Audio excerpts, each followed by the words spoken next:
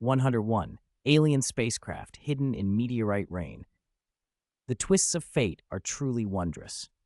Not long ago, Luther had been exiled by his father to a nondescript chemical plant in the Luther Group, effectively written off by the man who'd always despised his son's reckless reputation. Then, in a blink, Lionel Luther died in a car accident, and Luther became the heir to the Luther Empire. On paper, Lionel had only one son. Who else would inherit everything? But Luther knew his father better than that. Lionel had a trick up his sleeve, an illegitimate son, carefully raised and hidden away. The old man thought he had covered his tracks perfectly. The rest of the world saw a profligate second-generation wastrel. Luther had let them believe it. When he was young, he had deliberately provoked his father, built a reputation as a screw-up to draw attention. To keep the wolves from carving up what should be mine, he had told himself, I had to strike first. Behind the desk, his eyes were cold as ice that had never thawed, and a complicated calm settled on his face as he murmured, to achieve greatness, one must cast off sentiment. This is what you taught me, father. You can't blame me. That illegitimate son, in fact, the son born to another woman, while Lionel betrayed Luther's mother, had been quietly sent away to be raised elsewhere.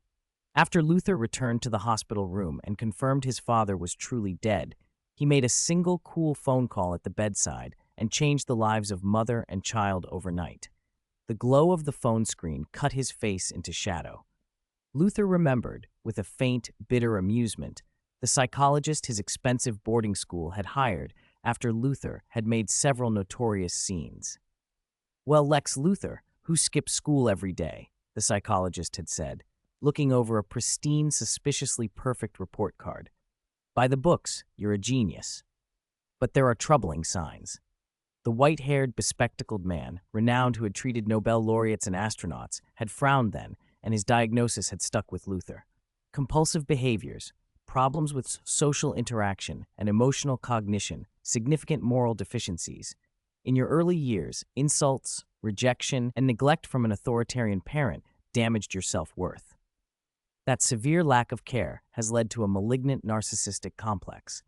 If this continues, from a professional standpoint, you may become an antisocial personality, a deranged megalomaniac, a cold-blooded animal.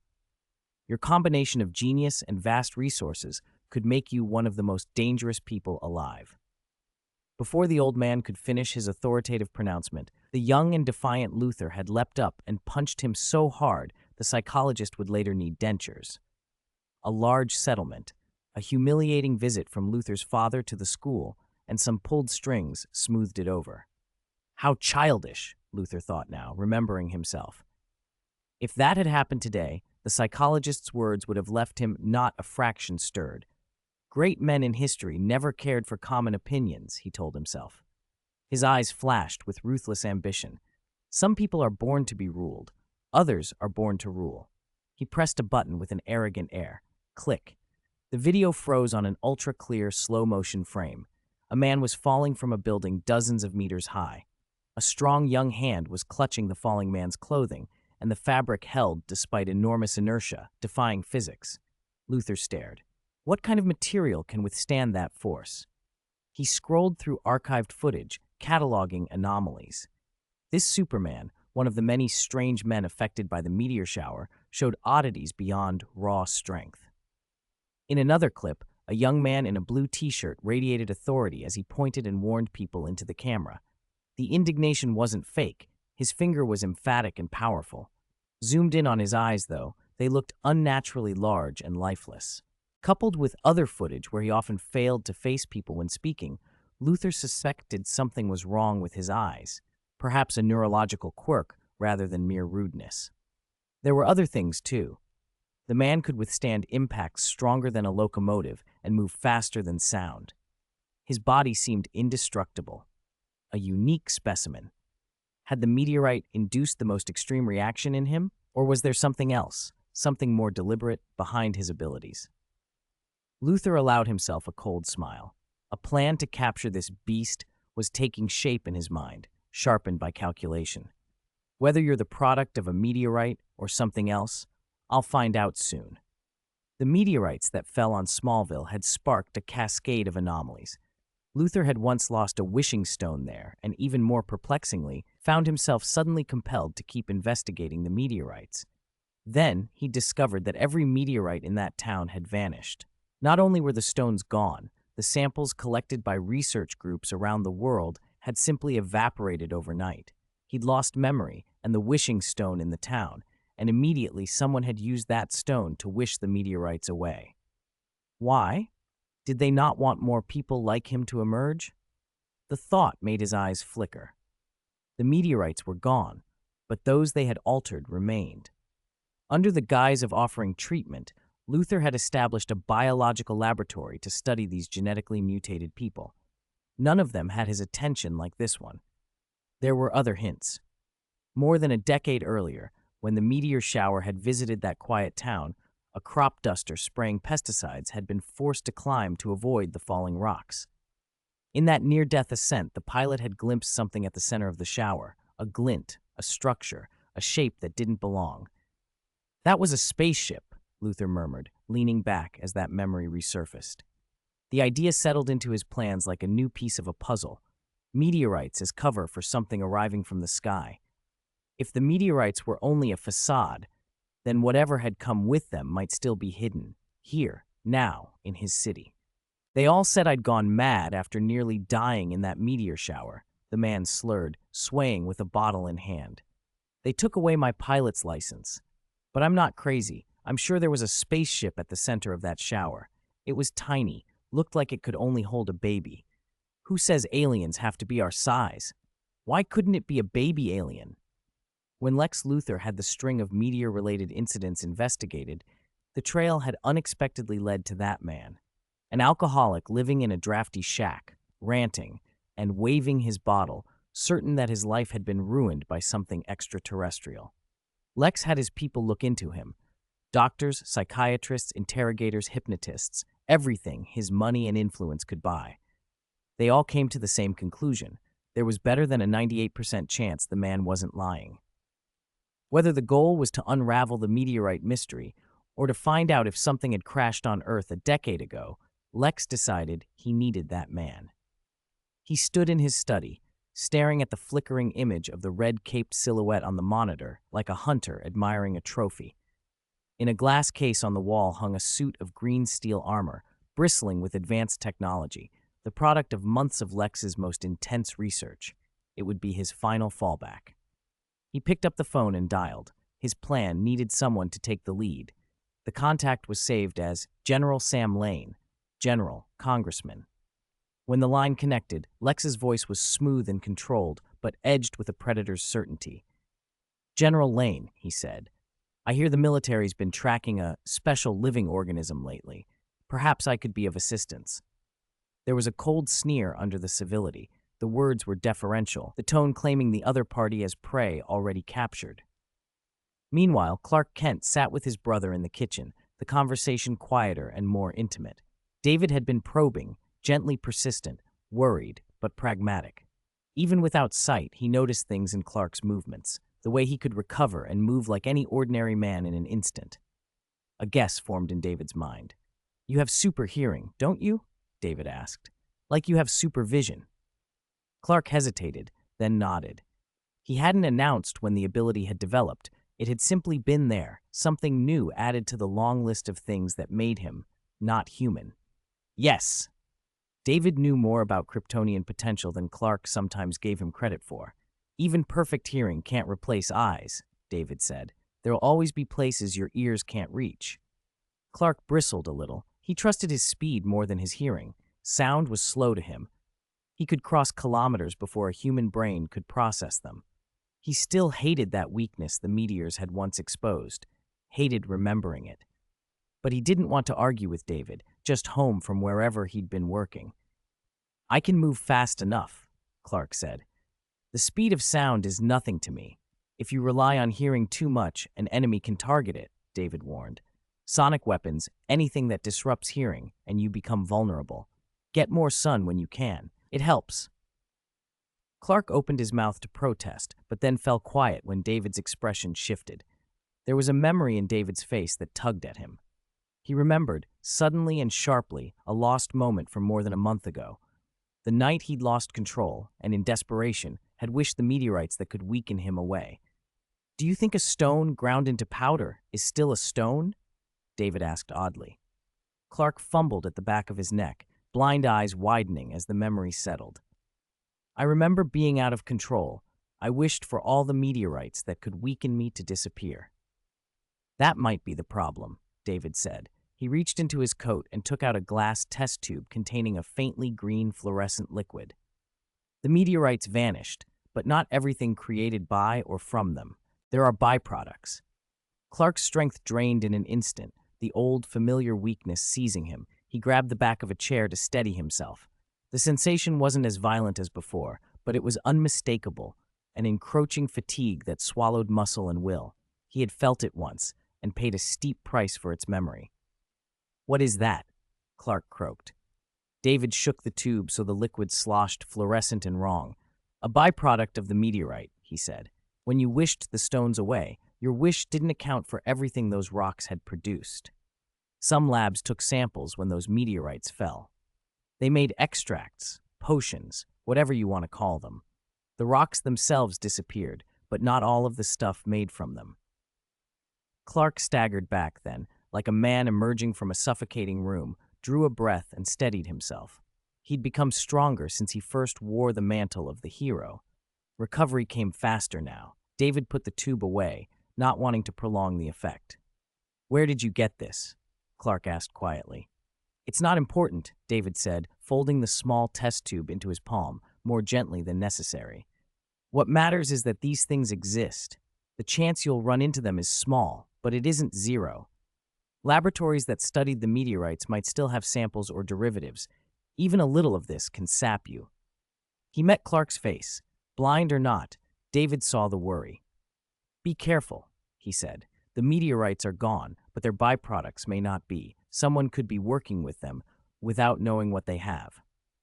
Clark nodded. The risk was small, but for someone who had once been nearly undone by meteor metal, small didn't mean insignificant. David's warning settled between them like a shared burden. There were loose ends in the meteorite mystery, and anything left behind could still hurt them. "I know." Clark took 2 deep breaths, still weak, his jaw tight with a trace of resentment. He could guess why his brother hadn't told him everything. Maybe David wanted to keep a trump card, some way to stop him if he ever lost control, to trot it out and leave Clark feeling useless and humiliated. Or perhaps David feared Clark would encounter red kryptonite again and change in a dangerous way. Keeping this secret was a way to keep a leash on him. "I'll be careful," Clark said. He didn't want to dwell on it. Clark hadn't told David everything either. He'd hidden his super hearing. With David's nod, the chance of a relapse should be much smaller. David went downstairs, ready to sleep. He figured Clark still had one weakness greater than kryptonite, but even if he warned him, Clark might not avoid it. After all the traveling to the North Sea, conquering Paradise Island, and the fight with Ares, the god of war, David wanted to rest at home for a few days. He'd also have to supervise the Amazons' dance practice for the next month and help make dancing a habit. Watching them practice wouldn't be relaxing. Clark had work too, assisting Chloe with transcripts and reporting, and the other role everyone had started calling him. Superman. Chloe's cousin Lois Lane had given him that title, and Clark's thoughts drifted to Lana. In the small apartment Chloe rented, Clark bent over the desk by the window, sorting interview audio transcripts. He looked up into the distance, lost in memory.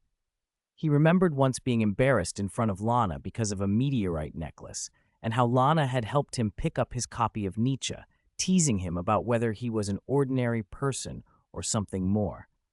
He never expected he would become Superman. He didn't reject the name.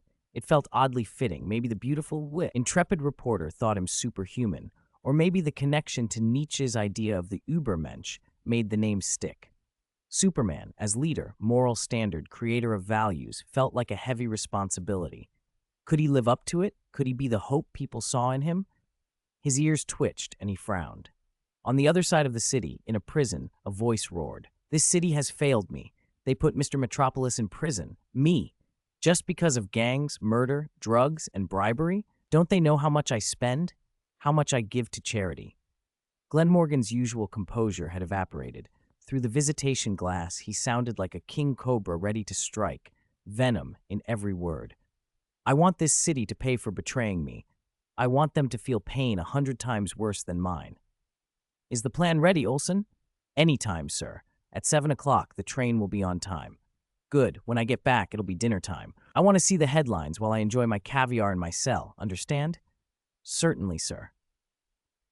Olson, Glenmorgan's top enforcer, nodded without emotion. After the call, he left and began directing his men. Clark listened, heart picking up speed. The more he heard, the more alarmed he became.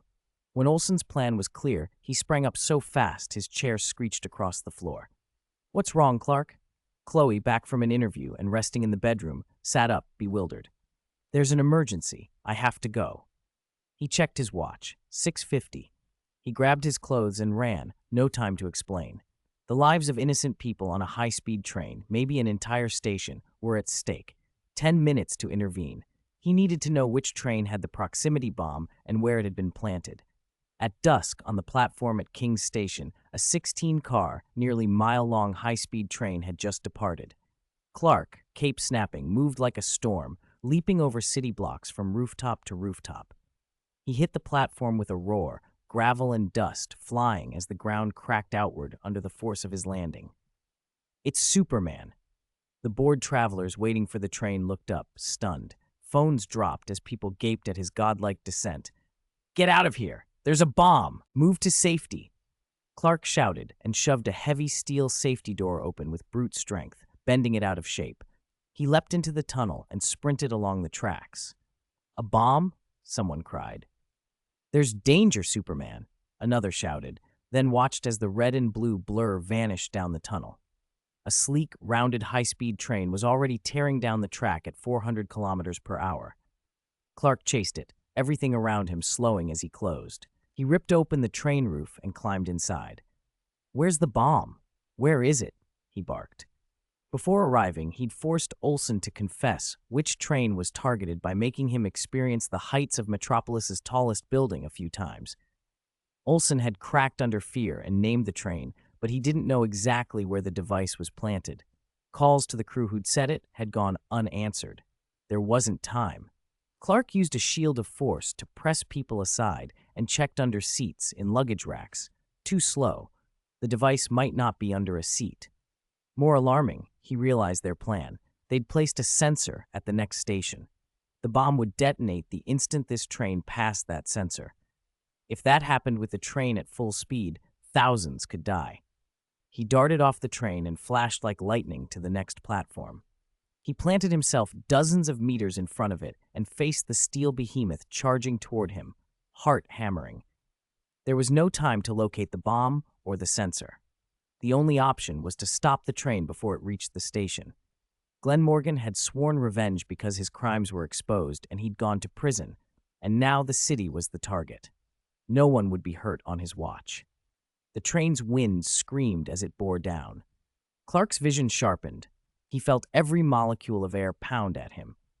If the train slammed to a halt on its own, the force would rip through the cars, crumpling steel like paper, and turning each carriage into a battering mass. He didn't just have to stop the locomotive. He had to hold the entire train together while it decelerated. Less than 50 meters to go, the long steel snake thundering down the rails. Clark planted his feet and pushed out his arms, creating a field to take the impact. He braced, muscles screaming. The air detonated outward in a thunderous blast. Dust and gravel exploded into the sky. The high-speed train ground to a halt. News helicopters and emergency vehicles converged. Inside a suburban home, Martha was finishing a simple beef stew with potatoes for dinner, while Jonathan and David watched TV waiting for Clark. Then the program cut to an emergency bulletin. David and Jonathan's faces went taut. Breaking news. Superman leaped into King's Station and warned passengers of an explosive device. He then intercepted high-speed train AZ-187 and with unbelievable strength brought it to a halt. The exhausted Superman collapsed and was taken away by a military helicopter. We will carry live coverage. The camera showed the cordoned-off scene. The train's front had been sheared and deformed, ripples of steel running back from the nose like the aftershock of some crushing blow. Yet the rest of the 100-meter-long train sat intact on the tracks. Passengers stood bewildered on the platform. At the train's front were two crushed footprints that had smashed the track ties and sunk inches into the ground. Technicians in protective suits moved near the prints, collecting samples of something.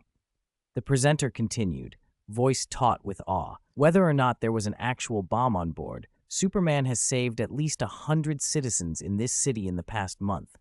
The military has taken the exhausted Superman into custody for investigation. We await further confirmation. Clark? David stood abruptly from the sofa, eyes fixed on the screen and the cordoned scene. He stared, the room suddenly very quiet as distant sirens wailed, and the evening news filled the house with the stunned, grateful shock of a city that had just been spared. 104. Show me what he is. The beast is caged. On the large monitor, Luthor rubbed his chin with a curious smile as he watched another room under surveillance. The young man in the blue t-shirt lay unconscious in a specially built electric chair, locked down with massive shackles. The restraints looked like giant, solid steel spheres. Only his forearms, calves, and head were exposed. On either side of his head, enormous sonic emitters were aimed at his ears, calibrated and waiting. Every precaution had been taken to prevent any sudden incident if he woke. Still, outside the steel-reinforced room, a squad of heavily armed soldiers watched the sealed door as if a terrifying monster were confined within. You didn't tell me your plan involved knocking him out with a packed high-speed train. General Sam Lane snapped, glaring at the screen. He was a hard-edged career officer, hair streaked with gray like steel needles, posture as straight as a spear. Whether the unique organism in that room or the passengers had been harmed, neither outcome sat well with him. No, Luthor replied, waving a finger as if scolding an oversimplification. He didn't get knocked out. What's the difference? Lane barked. You wanted Superman. I gave you Superman. He passed out from exhaustion, Luthor said coolly, unimpressed by the general's bluntness. Lane's lip curled. I've never heard of a human inhaling enough anesthetic gas to fell thousands of Asian elephants while their heartbeat barely slows. First, get a blood sample. I want to know what he is. A blood sample? Luthor feigned surprise. Good luck drawing blood.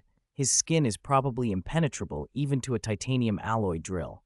What do you plan to use, General? Lane said nothing, but there was intent in his silence. Is it Clark? Has he been captured? At home, the news had already broken the Kent family's calm.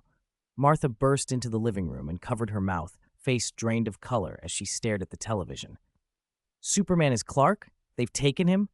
David's eyes widened. He sat frozen on the sofa for a heartbeat, then went rigid with panic. Mom, Dad, you knew? He demanded. Martha clutched her hand to her throat, tears welling. Jonathan Kent's jaw tightened as he stared at the live broadcast on the screen. Clark had asked David to keep his secret. He hadn't told his parents he was the vigilante. But over recent weeks, the Kents had begun to suspect. The news had shown a towering figure lifting trucks and outrunning bullets. At first, they'd assumed a meta-human empowered by a meteorite. Clark had always been sightless in their lives, so it seemed impossible to be the same man. But Clark's awkwardness whenever Superman was mentioned, the way he'd avoid certain topics, the countless small evasions, they had stacked into suspicion. Now is not the time for this, Jonathan said, voice tight. You need to bring your brother back. David nodded once, hard and fast. He bolted from the house like a gale and was gone. In less than half a minute, he had closed the distance from their small town to the Metropolis platform where the military had isolated the scene. The surge in his speed came from the recent fusion with the Black King template on Paradise Island. At 97% fusion, his energy manipulation and physical speed had skyrocketed. He could expend that energy to push his body far beyond normal limits. By the platform, soldiers stood behind cordons while military experts prepared their final sampling. The crowd had been kept back. The atmosphere was tense and tightly controlled. Lois Lane had arrived with her colleague Jimmy, notebook in hand, sensing more than she wanted to admit as authorities processed the scene. A wind blew through the cordoned area, and a tall, lean figure appeared at the center. A faint purple glow clung to him, the air around him tinged with that cold, energy-laced light.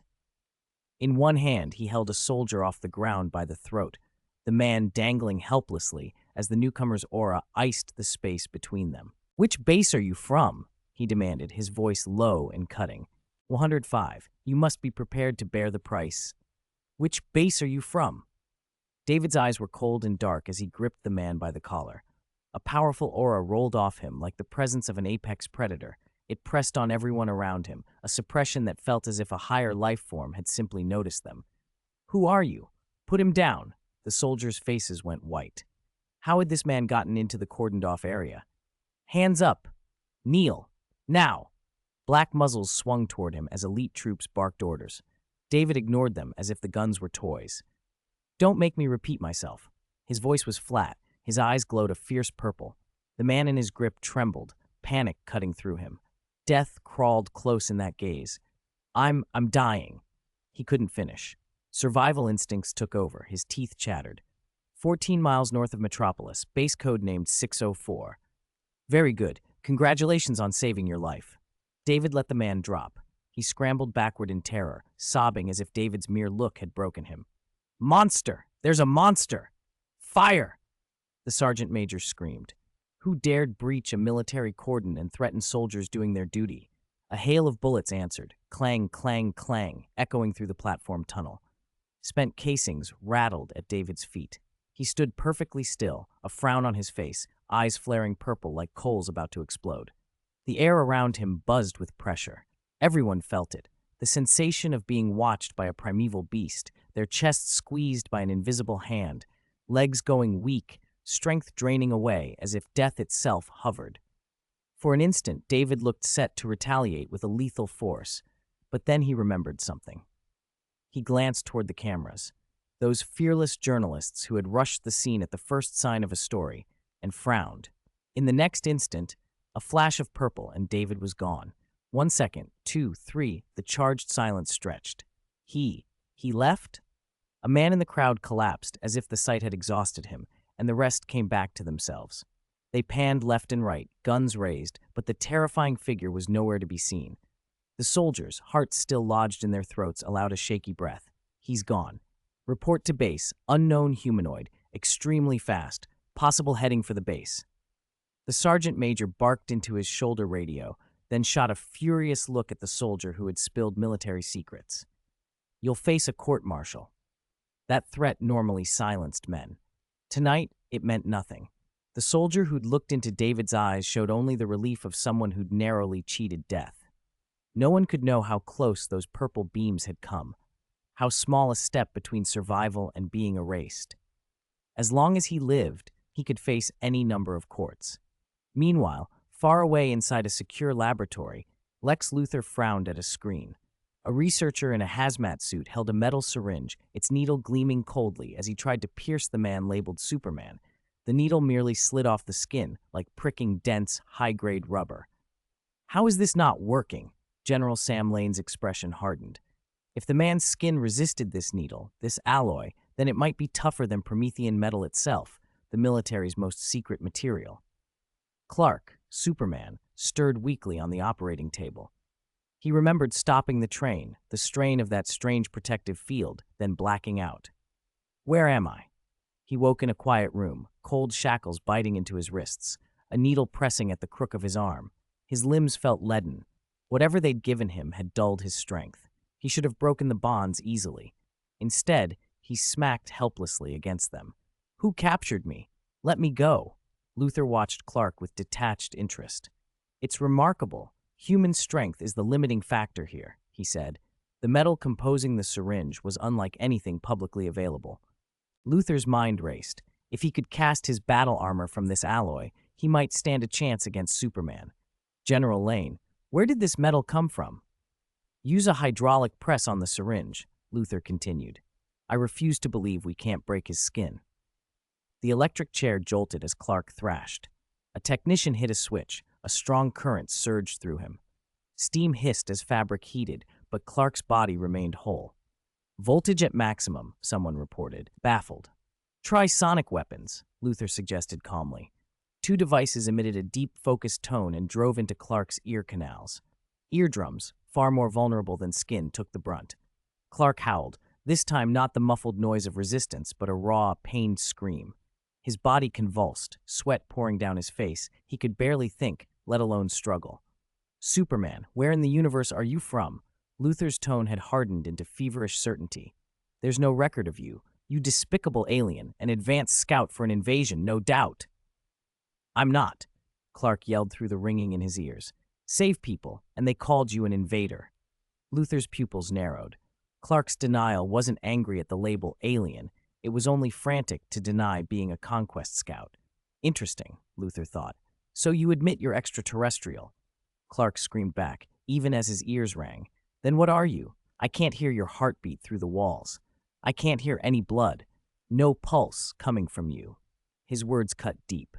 From the guarded room where Luthor and General Lane watched, all was clinical and distant. But the idea that the voice on the other side of the speakers had no heartbeat, no human physiology, made Sam Lane's hand tighten around his pistol. Could confirming Superman's otherness be so simple? He glanced at the wires and security monitors with new wariness.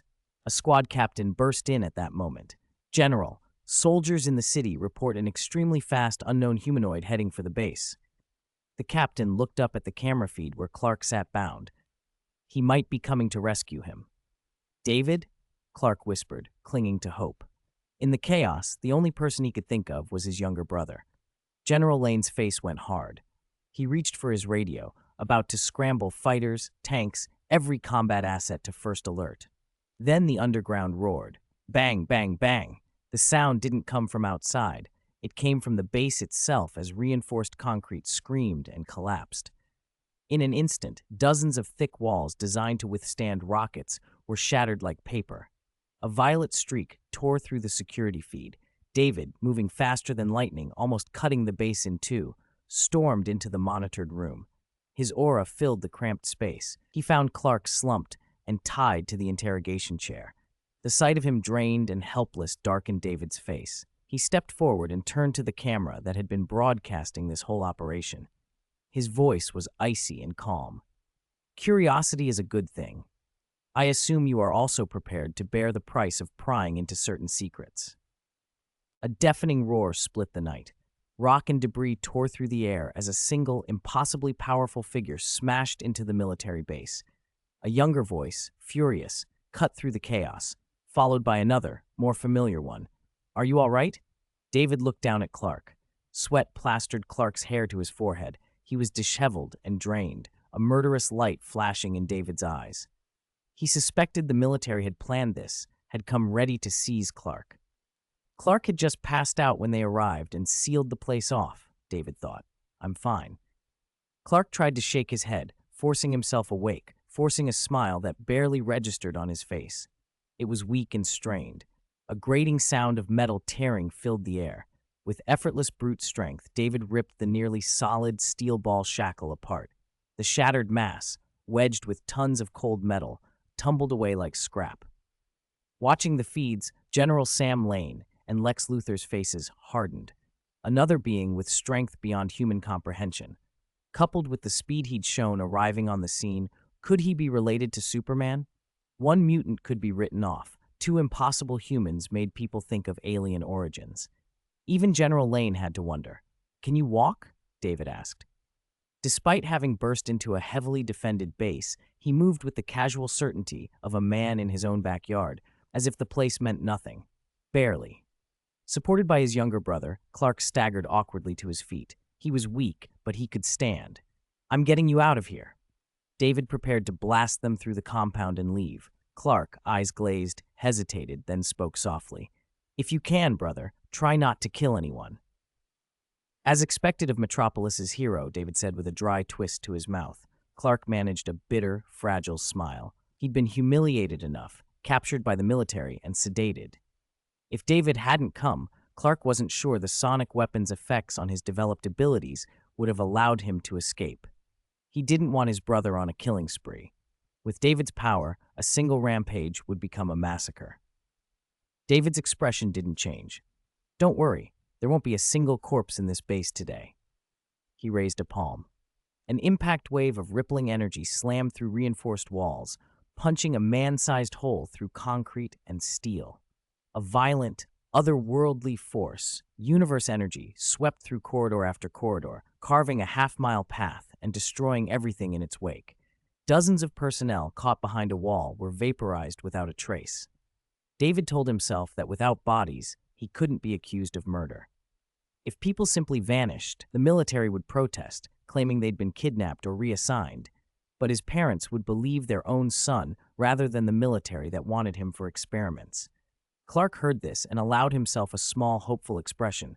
Then his face went cold. Within the range of his superhearing, a dozen heartbeats had simply stopped. "Brother?" "They weren't killed," David said flatly.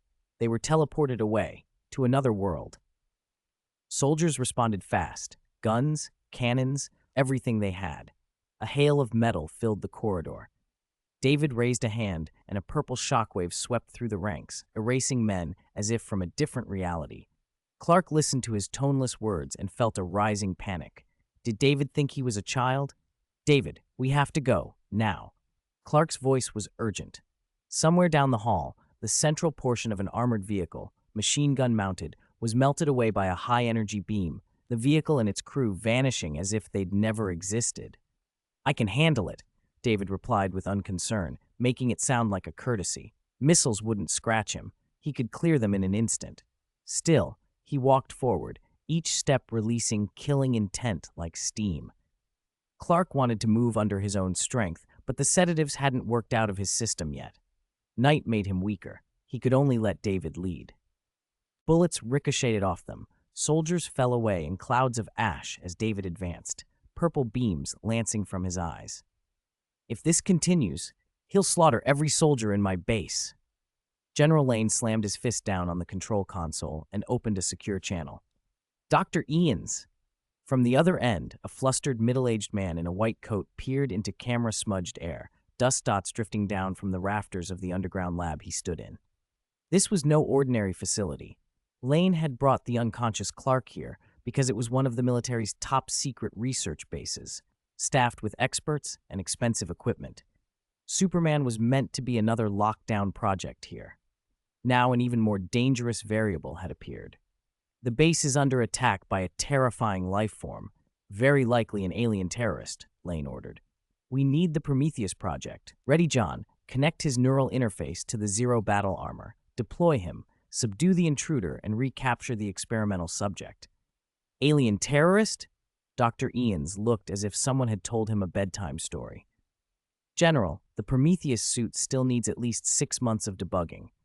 If you initiate the neural link now, Sergeant Corbin could suffer catastrophic brain overload. Death is a real risk." Lane's voice hardened. "He's trained for 5 years for this project. Qualified soldiers don't fear battle or death. I already called John." On the surveillance screens, a tank targeted the two and fired. The warhead screamed through the night, but David raised a finger and detonated it midair with a laser. He walked on, unharmed. The blast shredded a group of soldiers into bloody pieces.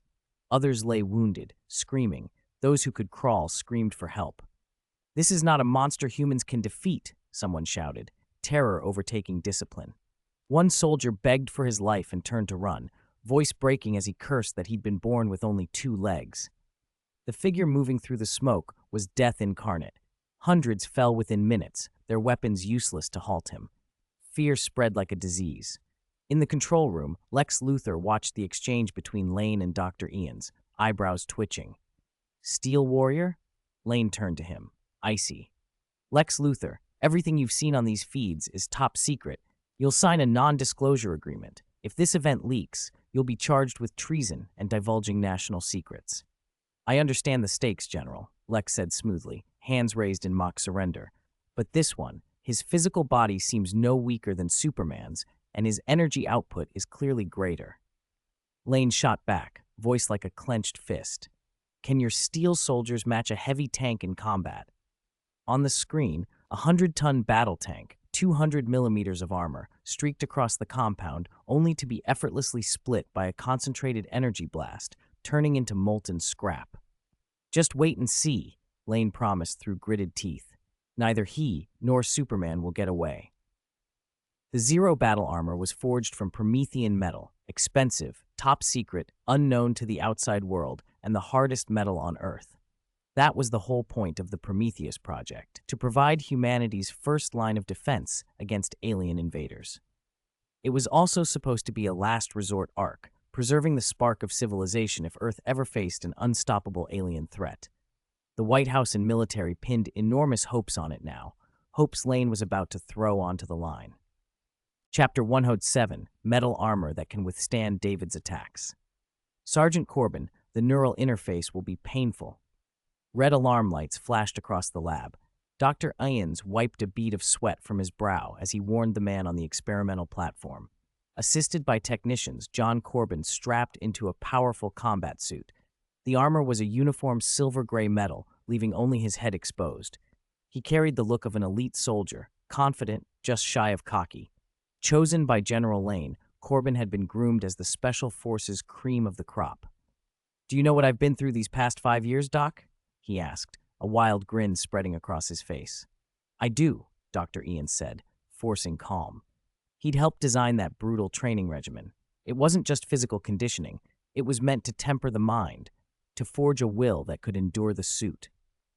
"Then let's do it," Corbin said. Neural probes slid into the base of his skull. Corbin grunted twice, excitement and ferocity flashing in his eyes. "I've been preparing for this moment for 5 years. I can't wait to feel the Zero battle armor. I heard Lois has been obsessed with that Superman, chasing him around Metropolis for interviews. After today, Superman will be a shooting star no one remembers," Corbin added, his possessiveness toward Lois plain on his face. "Now connect the power." Nearly all the base's electricity funneled into the armor. Corbin's body seemed to fuse with metal. Sparks even shot from his eyes as voltages raced through him.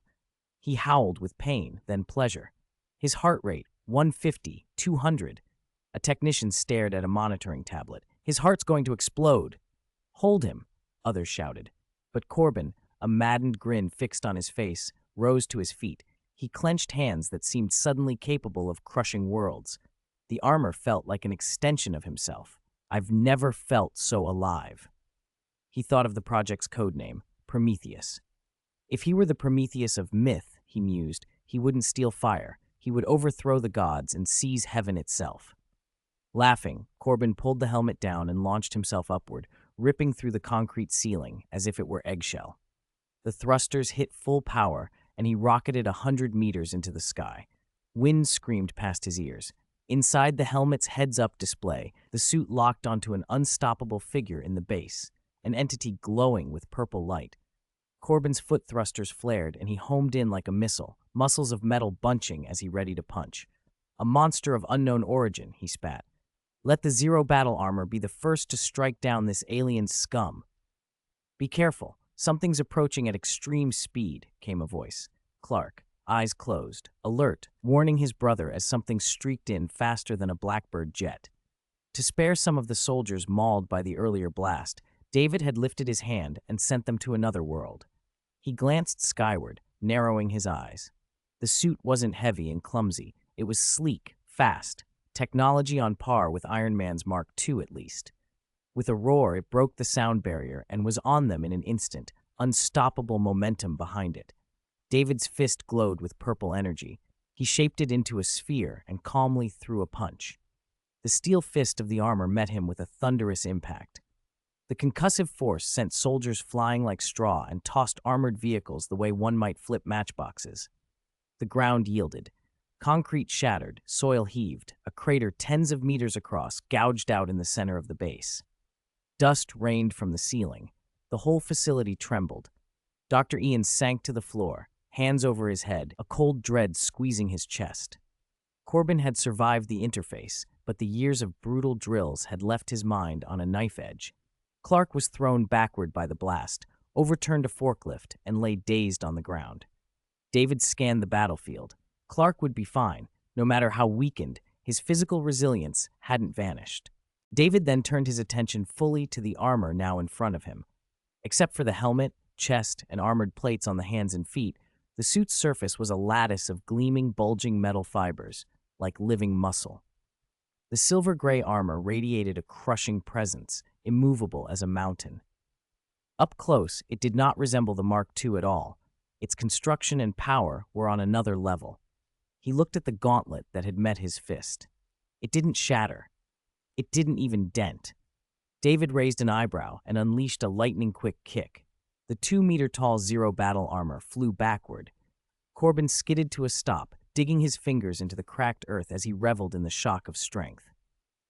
David studied the metal. What is this alloy? He wondered. Its hardness rivaled Amazonium, the material from which divine Greek artifacts were forged. He thought of other legendary metals, Eternium from the 30th century's Legion, near impossible to break even for a Kryptonian. The alloys used in Kryptonian ships, supermetal, whose ore only a Superman could soften with heat vision. None of those should be in U.S. military hands. What unsettled him further was how the armor seemed to absorb the energy he'd projected with his punch. That absorption suggested something like Promethean metal, the human-made, adamantium-like alloy whispered about in certain circles. "Show me your strength, alien scum!" Corbin barked, madness and arrogance in his voice. He stamped the ground and launched a blow capable of tearing warships in half. David's expression darkened at the slur. He responded with measured, mountainous force. Blow met blow, each strike hammered with the weight of continents. The battle was like two titans clashing, white shockwaves rippling from every hit, overturning everything in the vicinity. "Get him!" someone screamed.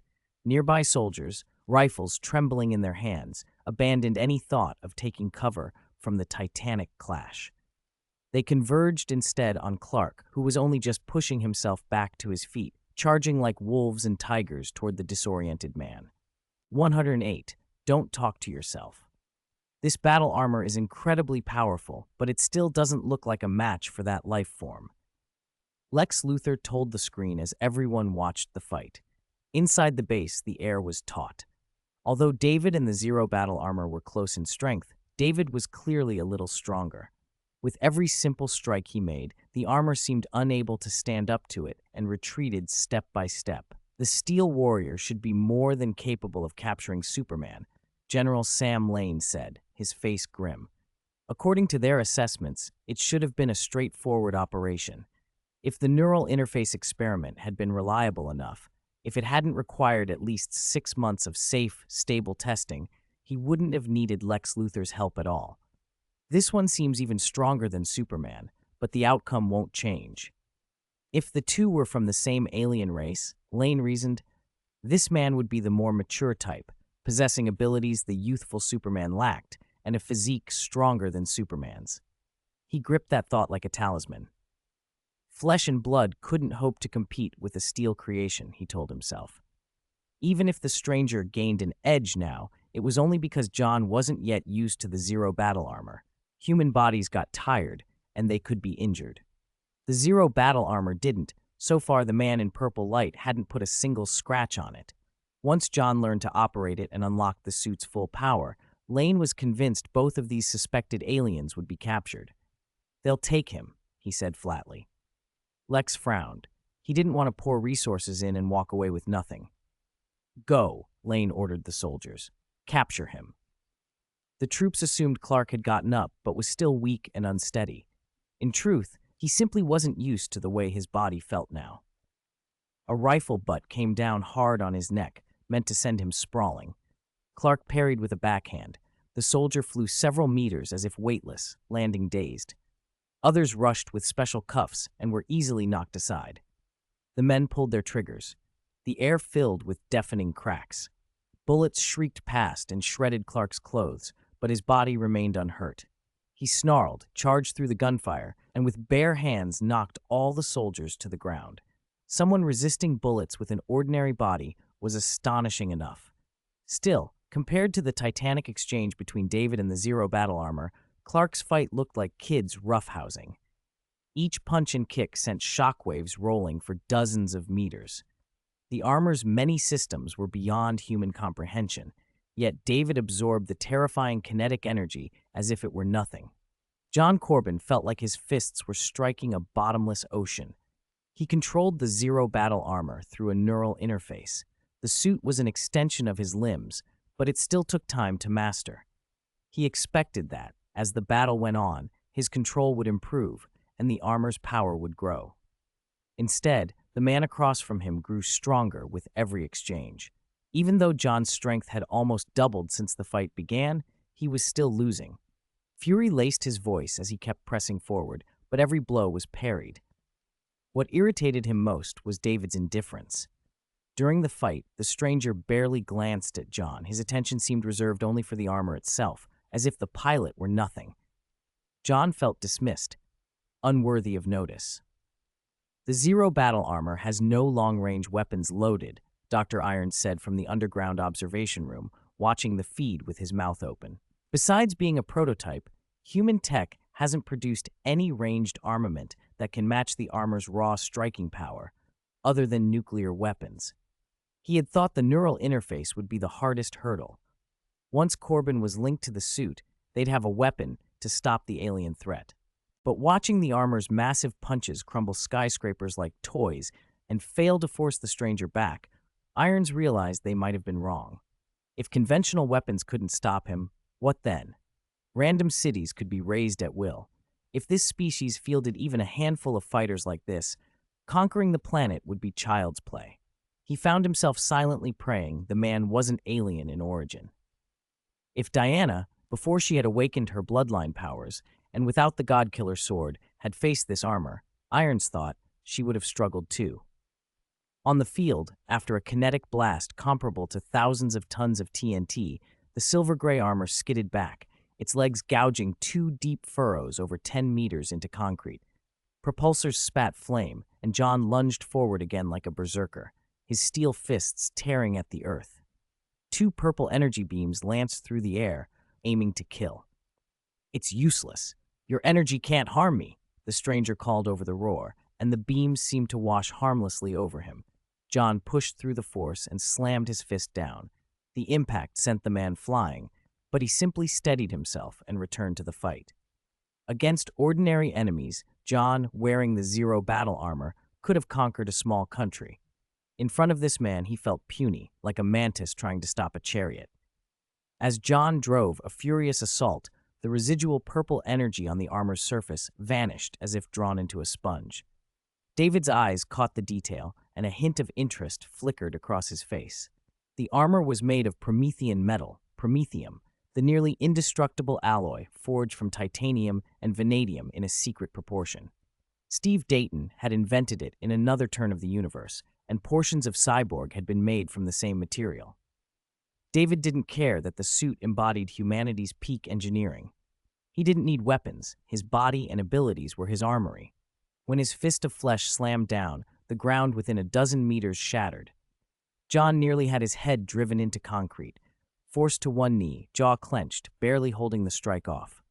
He glared up at the mysterious face framed by purple light with the ugly snarl of a trapped animal.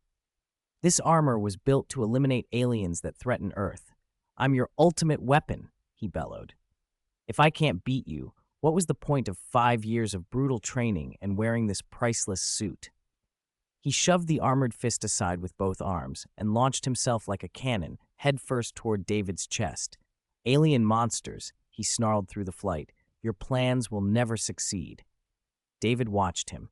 His voice was calm as he replied, "Don't talk to yourself. Stop labeling everyone alien as if you're exposing some vast conspiracy." He judged the man's mental state might be off. Then, with a single open-handed move, David absorbed the kinetic energy of John's mountain-collapsing charge and drove him hard into the ground. John roared and scrambled, trying to rise. A fist came down like a meteor and smashed into his head, sending him crashing back to the pit's bottom. "Do you have persecution delusions?" David asked coldly as he stood over the sprawled suit. "Did you forget who started all this?" The whole base shuddered. The ground opened into a widening pit. Seismic waves rippled outward, and a shockwave rolled through the compound, keeping everyone at a distance. A tall figure bathed in purple light stood in the center and shot oppressive violet beams from his eyes. David drew on his universe energy and used his energy manipulation ability. His physical power surged to an almost ridiculous level. He punched again and again, each blow a localized earthquake that rocked nearby buildings. When I tear off that iron shell, let's see if you still boast about ultimate weapons in front of me, he growled.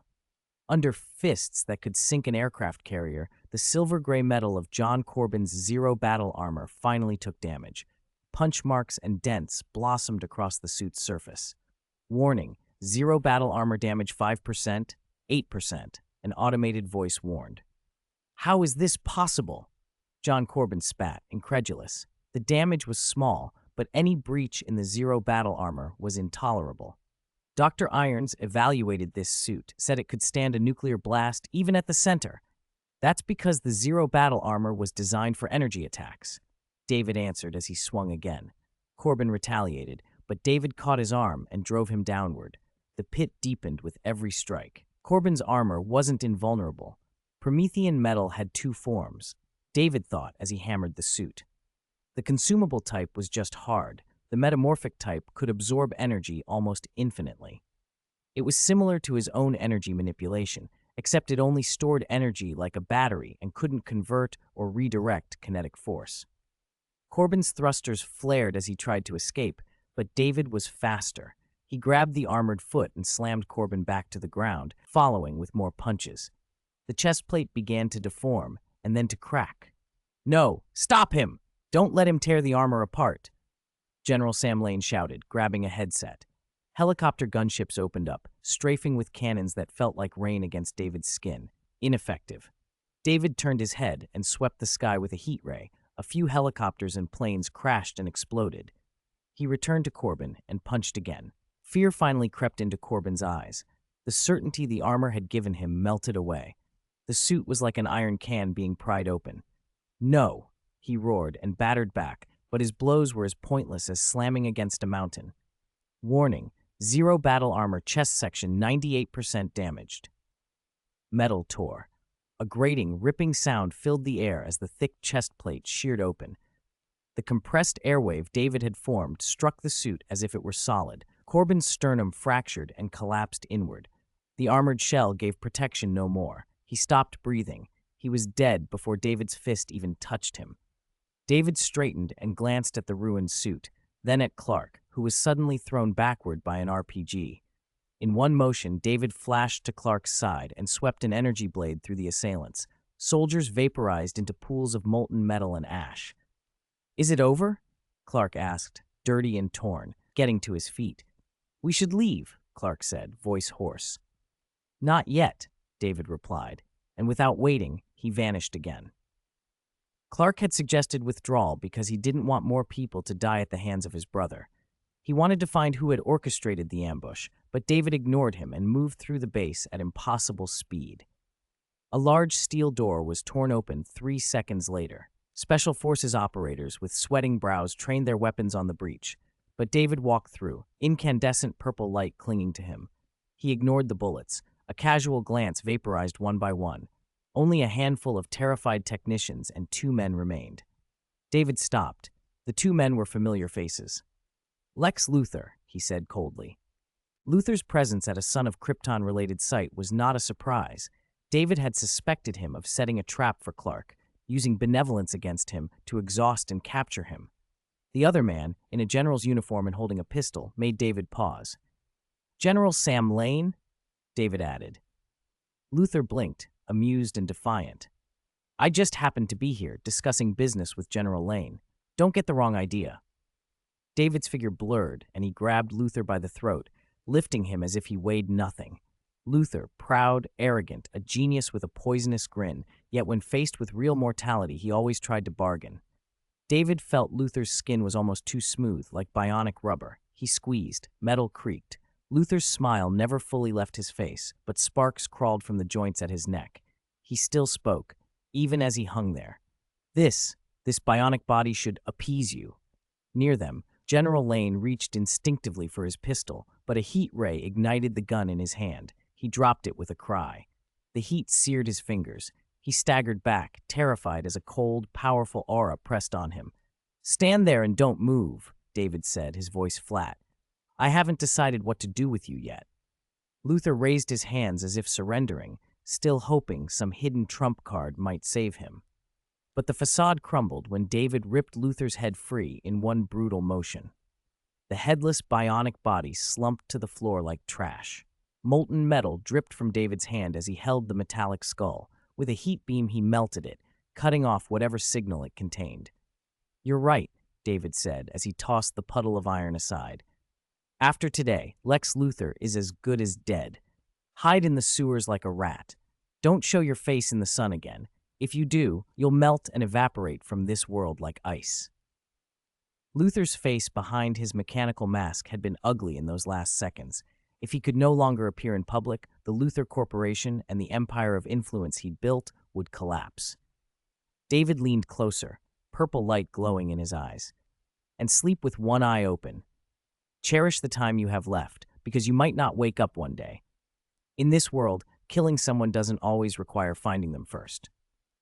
Luthor's expression flickered through fear and calculation. He knew David wasn't bluffing. There were things in this world, wishing stones and worse, that made death arbitrary and immediate. David let the molten head drip from his fingers and turned back to General Lane. The general's face had gone pale. He stumbled, trying to find footing. This was awkward. General Sam Lane was Lois Lane's father, Clark's future father-in-law. David's eyes narrowed as he considered that fact. Chapter 110, Faster Integration. After high school, David had learned from Chloe that Lois Lane was her cousin. Curious, he searched online for photos of her and stumbled across a news piece about the rising star reporter at the Daily Planet. The article included a picture of General Sam Lane. David only glanced at it twice, but his memory was photographic. If General Sam Lane were killed, what would that mean for Clark and Lois if they ever got together? It wasn't his problem to solve. Clark would have to deal with that later. Still, David thought, the lesson should stick. "This should be enough for you to remember General Sam Lane," he had said.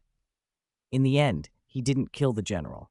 He'd grabbed him, forced him to face his heat vision until the air tasted of burnt metal, warned him, and then thrown him onto the cold ground. "There will be no next time," he'd said, and left the man reeling, face pale and teeth clenched, as the burnt stench filled the room. David took Clark away from the near-ruined base and brought him home. When the doorbell rang, their mother opened to find both of her sons standing on her porch, one who'd been taken by the military and the younger one who'd broken into a military base to bring him back. Martha crossed herself and nearly fainted with relief. "Clark, are you all right?" Jonathan hurried forward, helped his eldest son into the living room and onto the couch. Clark smiled weakly. "I'm fine, Mom. They sedated me. Tranquilizers. I'll be okay after some sleep." David poured a glass of water and handed it to him. If it hadn't been night, Clark would have recovered in seconds under the sun, but for now he drank slowly, still shaken. He had been electrocuted and blasted with sonic weapons. His ears rang and his throat was dry. He looked at his parents, ashamed. On the drive home, David had told them what had happened. They had seen the news about Clark being taken and had been frantic with worry. Jonathan put a hand on his son's shoulder, pride and relief written across his face. "I always believed God put you here for a reason," he said. "You found a mission, giving hope to people who have nothing left. How many families have you saved?" Martha's eyes filled with tears. "You use your gifts for good," she said. "Your father and I won't stop you anymore." Clark tried to protest that if it hadn't been for David, he didn't know how he would have gotten out, but he couldn't tell them the worst part, how many people David had killed in the rescue. He let the sentence trail off into a bitter smile. Jonathan squeezed David in a relieved hug, and for a moment the family simply held one another, exhausted but together. "Your mother and I are most proud of you both," Jonathan said. Later, after calming their parents, Clark and David went upstairs to their rooms. They paused at their respective doors. It had been a chaotic day. First the eldest taken by the military, then the younger breaking into a base to save him. Both outcomes had been happy, but the couple downstairs were too exhausted to celebrate and went to bed early. David's voice stopped Clark as he reached for the doorknob. "You've been targeted. Be more careful from now on. I don't want to see you strapped to an electric chair in a military prison again." Some details they both chose not to mention to their parents. "I know," Clark said, rubbing his forehead. How many times had David saved him? He was supposed to be the big brother. David nodded and went into his room, lying on his back and staring at the ceiling. He hoped Clark had learned the lesson he'd tried to teach. The biggest weakness David saw in Superman wasn't a piece of alien rock or a radiation spectrum. It was kindness. If Clark weren't so trusting, he wouldn't run into so many traps. Even kryptonite wouldn't be as dangerous if Clark kept his wits. With a Kryptonian speed, he could be anywhere on Earth in an instant and turn an attacking threat to ash before anyone could pull out a vial of kryptonite. Speed gave an enormous advantage, but Superman rarely guarded against cunning or malice. Villains exploited his compassion. He never expected that the people he trusted could be the instruments of his downfall. David didn't expect Clark to change his nature. If he did, he wouldn't be Superman anymore, but he hoped Clark would learn to be cautiously vigilant while still being himself. The rescue hadn't gone unnoticed. Metropolis had erupted. David had shown up at the military perimeter, browed soldiers into telling him where Superman had been taken, and then vanished as quickly as he'd come. Witnesses said his body had glowed with a vivid purple light. His face had been obscured by the brilliance. The city christened him the Purple Light Man. Online, people gossiped and argued.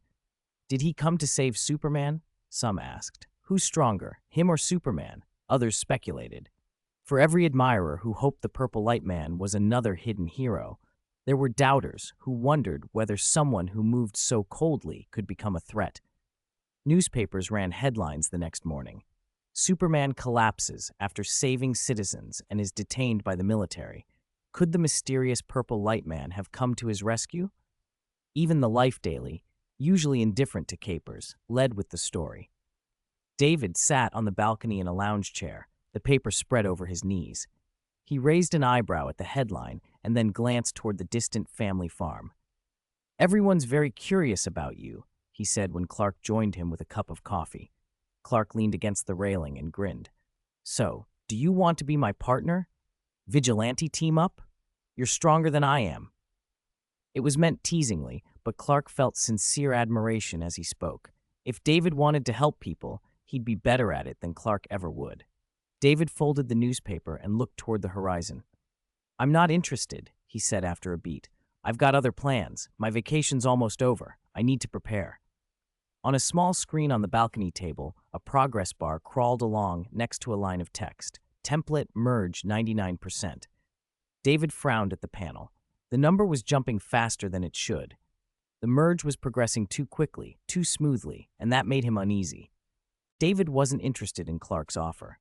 He only wanted to protect his family. He had no desire to become a Superman, rushing around for strangers, misunderstood, suspected, and sometimes used as a moral cudgel. "Besides," he said, "put everything else aside. You've always hated the way I do things. If that so-called vigilante group forms, you'll probably end up trying to stop me," Clark warned. "I don't want Mom and Dad to worry about us fighting each other." David rose from the lounge chair and looked at him. "So, no thanks." He tapped his own shoulder. "I don't want them seeing that." Clark, coffee in hand, was silent for a moment. His brother had broken into a military base to save him. Clark had tried to keep him from hurting the soldiers who shot at him and wanted to leave quickly to prevent more bloodshed. Had he been too controlling? "Remember Lex Luthor?" he asked. "I do." Clark looked up, surprised that David brought it up. He'd saved Lex's life once. Without the pickup he gave him, Lex might never have discovered certain things about himself so quickly. "Lex hasn't been seen around town," Clark said. "His father, Lionel, had an accident a while back. Lex took over the company. He's probably overwhelmed and in shock." There was sympathy on Clark's face. "I'm not asking about what's already in the papers." David shook his head. Yesterday's events around Luthor were strange enough to draw attention. Lex was a technological genius. The battle armor he'd shown would have been formidable if it had faced anything other than Superman. But the near-lifelike bionic robot they'd seen yesterday, technology far beyond what's normal, didn't look like the work of a young man working alone. Think about last night. You had all night to replay it. What happened to you was a setup. David went over what he'd seen. "I saw Luthor at the military base. I think he was behind the whole thing, using a train full of people as bait to lure you into a trap." Clark's brow creased. The voice that had broadcast over the loudspeakers at the base had sounded familiar, even distorted. Now that I think about it, it did sound like Lex. He'd gone over it again in his head and was almost certain. Nearly 1,000 lives had been endangered. Someone willing to do that, especially someone he'd once saved, left him cold.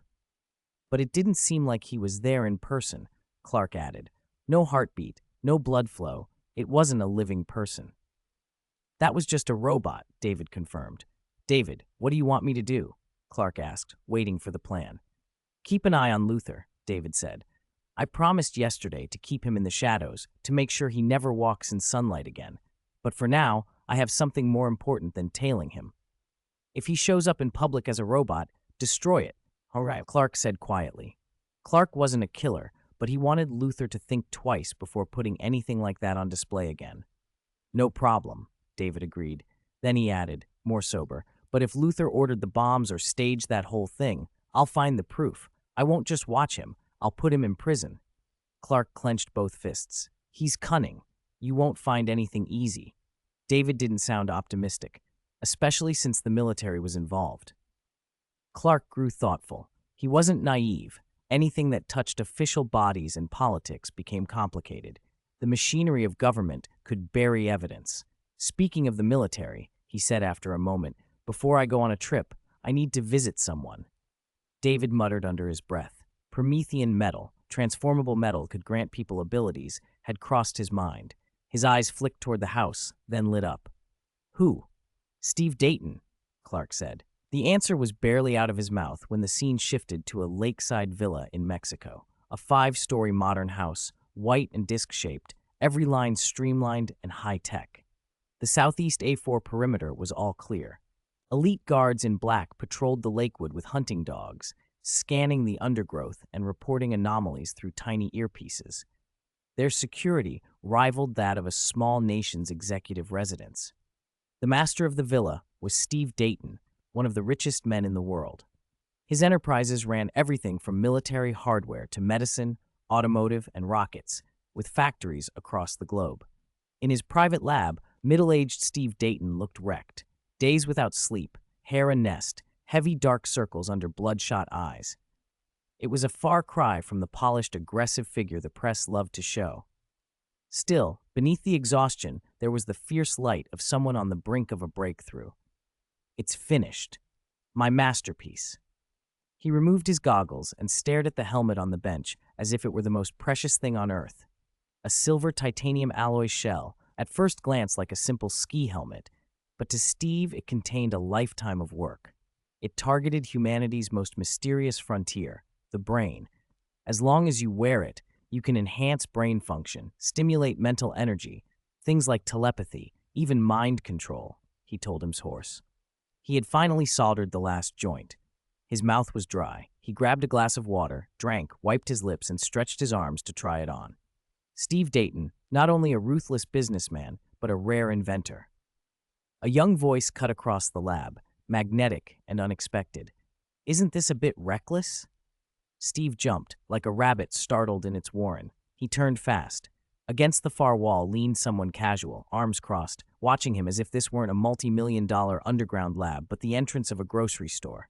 A faint, deep purple light haloed the figure, enough to make Steve's skin crawl. Who are you? Steve demanded, fingers already fumbling to pull the helmet back on. A red glow bled from its seams as he engaged the activation. I didn't capture Superman here. Why are you looking for me? I know you, the young man said. He didn't look like a typical intruder. David, Purple Light Man, hadn't planned to debut as a hero yet. He didn't care about names. He'd only appeared publicly the night before. Looks like you were expecting unusual things. He gave a quick look at the helmet. The purple glow around him pulsed slightly. Sweat beaded on Steve's forehead. He tried, desperately, to use the helmet's amplification to read the man's mind. What did this being, who'd taken down a military base and the Zero armor, want with him? But no matter how he focused, the effort turned fruitless. His face tightened, veins at his temples, drops of sweat falling. He couldn't read anything. Is the amplifier broken? Impossible. Steve muttered, disbelief turning to dread. The stranger shook his head, casually dismissing the possibility. Your helmet works fine. It's just too weak. Steve's smile died. His eyes widened. The exhaustion and excitement were replaced by something darker, alarm, and the recognition that whatever he'd made had just met someone far beyond his calculations. 112. Template fusion completed. Template fusion completed. David's resistance to psionic intrusion was extreme. Steve Dayton's psionic amplification helmet couldn't touch him. In a flash, his figure blurred, and the helmet was suddenly in David's hand. Before Steve could react, his head went hollow. He groped at his temples, only to realize the helmet he'd just invented was gone. Seeing it in David's grip sent a cold dread through him. As the man who'd stumbled onto Promethean metal and been forced into secret collaborations with the military, Steve already knew the stakes. He'd seen footage of that purple light man tearing through Promethean armor. He knew what kind of monster stood before him. With that speed, Steve thought, David could pluck his head off before he even had time to blink. "You're here for the Promethean metal," Steve said, trying to keep his voice steady. David weighed the helmet in one hand, then chuckled. "It looks like you did the research for me." In the comics, billionaire inventor Steve Dayton would don a helmet and assume the identity of Mentor. He worried, rightly, about Promethean metal, an alloy that could absorb limitless energy and grant powers. The more people who knew the formula, the higher the risk it would leak and cause calamity. Steve had guarded that secret jealously. "That's classified. Very few in the military even know," Steve insisted. "That's none of your concern." David pulled the helmet on. A psionic field unfolded from him, vast and cold, filling the lab. An invisible wave washed over Steve's mind. His thoughts became a tiny boat on an endless ocean, drifting, helpless. David asked plainly, "What is the formula for Promethean metal?" "You'll never get it," Steve snapped, clinging to principle. Even if this thing was some inhuman wrecking force, he wouldn't hand over the recipe. No matter who needs it, good or bad, fewer people who know means less chance of a leak. David's gaze was level as he listened. Then, quietly, he recited an alloy composition. Under high temperature and high pressure, 33.1% Fame, 59.7% titanium, 4.2% palladium, 2.3% rhodium. Steve's face drained. The helmet had worked, only not the way he intended. He had used it to amplify others' psionic signals. He'd never expected someone else to use his own device against him. The irony stung. David's next question was surgical. Is that the consumable type or the mutable type? Steve had tried to hide the answer, but the helmet read beyond defenses. Subconscious images spilled out. It's the classic trick. Tell someone not to think of an elephant, and an elephant is the first thing they picture. Steve's mental shrug answered the question before he could form words. "So Promethean metal was an accident," David said, more to himself than to Steve. "You didn't design it for this purpose. You stumbled on it while researching rocket alloys." Steve's pride fluttered, the truth pinched. He'd been a brilliant engineer, convinced of his genius, but luck had played a role in finding the alloy. He hated admitting that. "Which one is mutable?" David pressed. He was thinking of his parents. The Dionysus factor had given Jonathan and his wife miraculous healing and near immortality, but no built-in self-preservation or reliable defenses. Mutable Promethean metal could be invaluable, to give them ways to survive the dangerous activation of powers or to grant his future allies protection. Steve's subconscious answered before he could clamp down. David asked the follow-up, "How do you make mutable Promethean metal actually grant powers to a person? Wearing it can't be enough." Steve tried to block, then veered into flight, mental images of ledgers and bodyguards as he tried to push past the intrusion. David froze him with a look, and the helmet squeezed tighter around Steve's mind. Under the compulsion, Steve told him, voice flat and unwilling, "Cut the body open. The more severe the injury, the better. Implant the metal directly. It's best if the subject has a strong will to endure the awakening." The clinical, bloody method made David frown.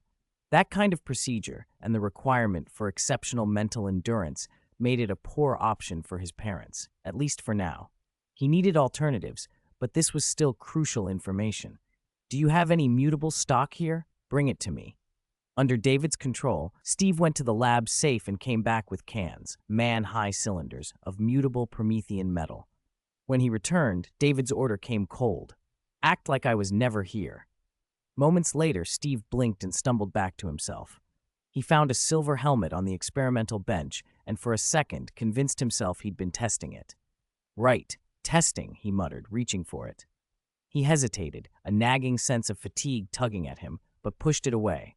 He'd been resting less than he should. The helmet's side effects, its ability to twist and darken a user's thoughts, would later corrupt him.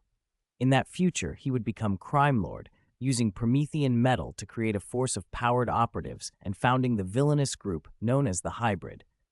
But in this moment, confusion and exhaustion masqueraded as routine. David did not linger. He left the lab with a backpack full of Promethean metal, mutable cans among them, and the psionic helmet tucked safely away. He moved fast and quiet through the night. As he sped across a stretch of rugged wilderness in Mexico, the weight of the pack was a steady pull at his back. A warmth, almost a fullness, rose up inside him, and his expression shifted. Black King template has merged 110. The second template finished merging. David's eyes flashed with a new, fierce light. 113. The planet beneath my feet is my weapon. What will the third template be? David's eyes burned with anticipation, nervous and excited at once. Third template loading. Loading 3%, 20%. A few seconds later, amid his excitement, a faint buzzing echoed in his head. He shook it off, and a strange force wrapped around him. He looked out over the void. Something vast, intangible, and omnipresent that he'd never noticed before opened itself to him. He saw a green wilderness choked with overgrown weeds and the cheering of unknown insects. David glanced down. His fingers twitched. Pebbles on the ground lifted as if grabbed by an invisible hand. Whoosh! His eyes flashed. The pebbles shot away like sniper rounds, punching through a large tree dozens of meters off. With another motion, the hundreds of pounds of backpack on his back floated down and hit the earth. And not just that. He closed his eyes to feel it. The sensation sharpened. An immense, boundless field enveloped this planet. It was like an ant discovering the ocean, except he could borrow and direct that ocean's power. Buzz, he opened his eyes. The air itself seemed under extreme pressure. Crack, crack, crack. The weeds were forced flat. The insects' cries died away, and the branches of tall trees groaned and began to snap. An invisible force spread for miles around him. Whoosh! His feet left the ground, and David rose, slender and sure, as if ascending like a god. Pebbles circled him like planetary rings, lifted into the air. Sunlight bathed his chiseled, classical features in gold, lending him an almost divine aspect.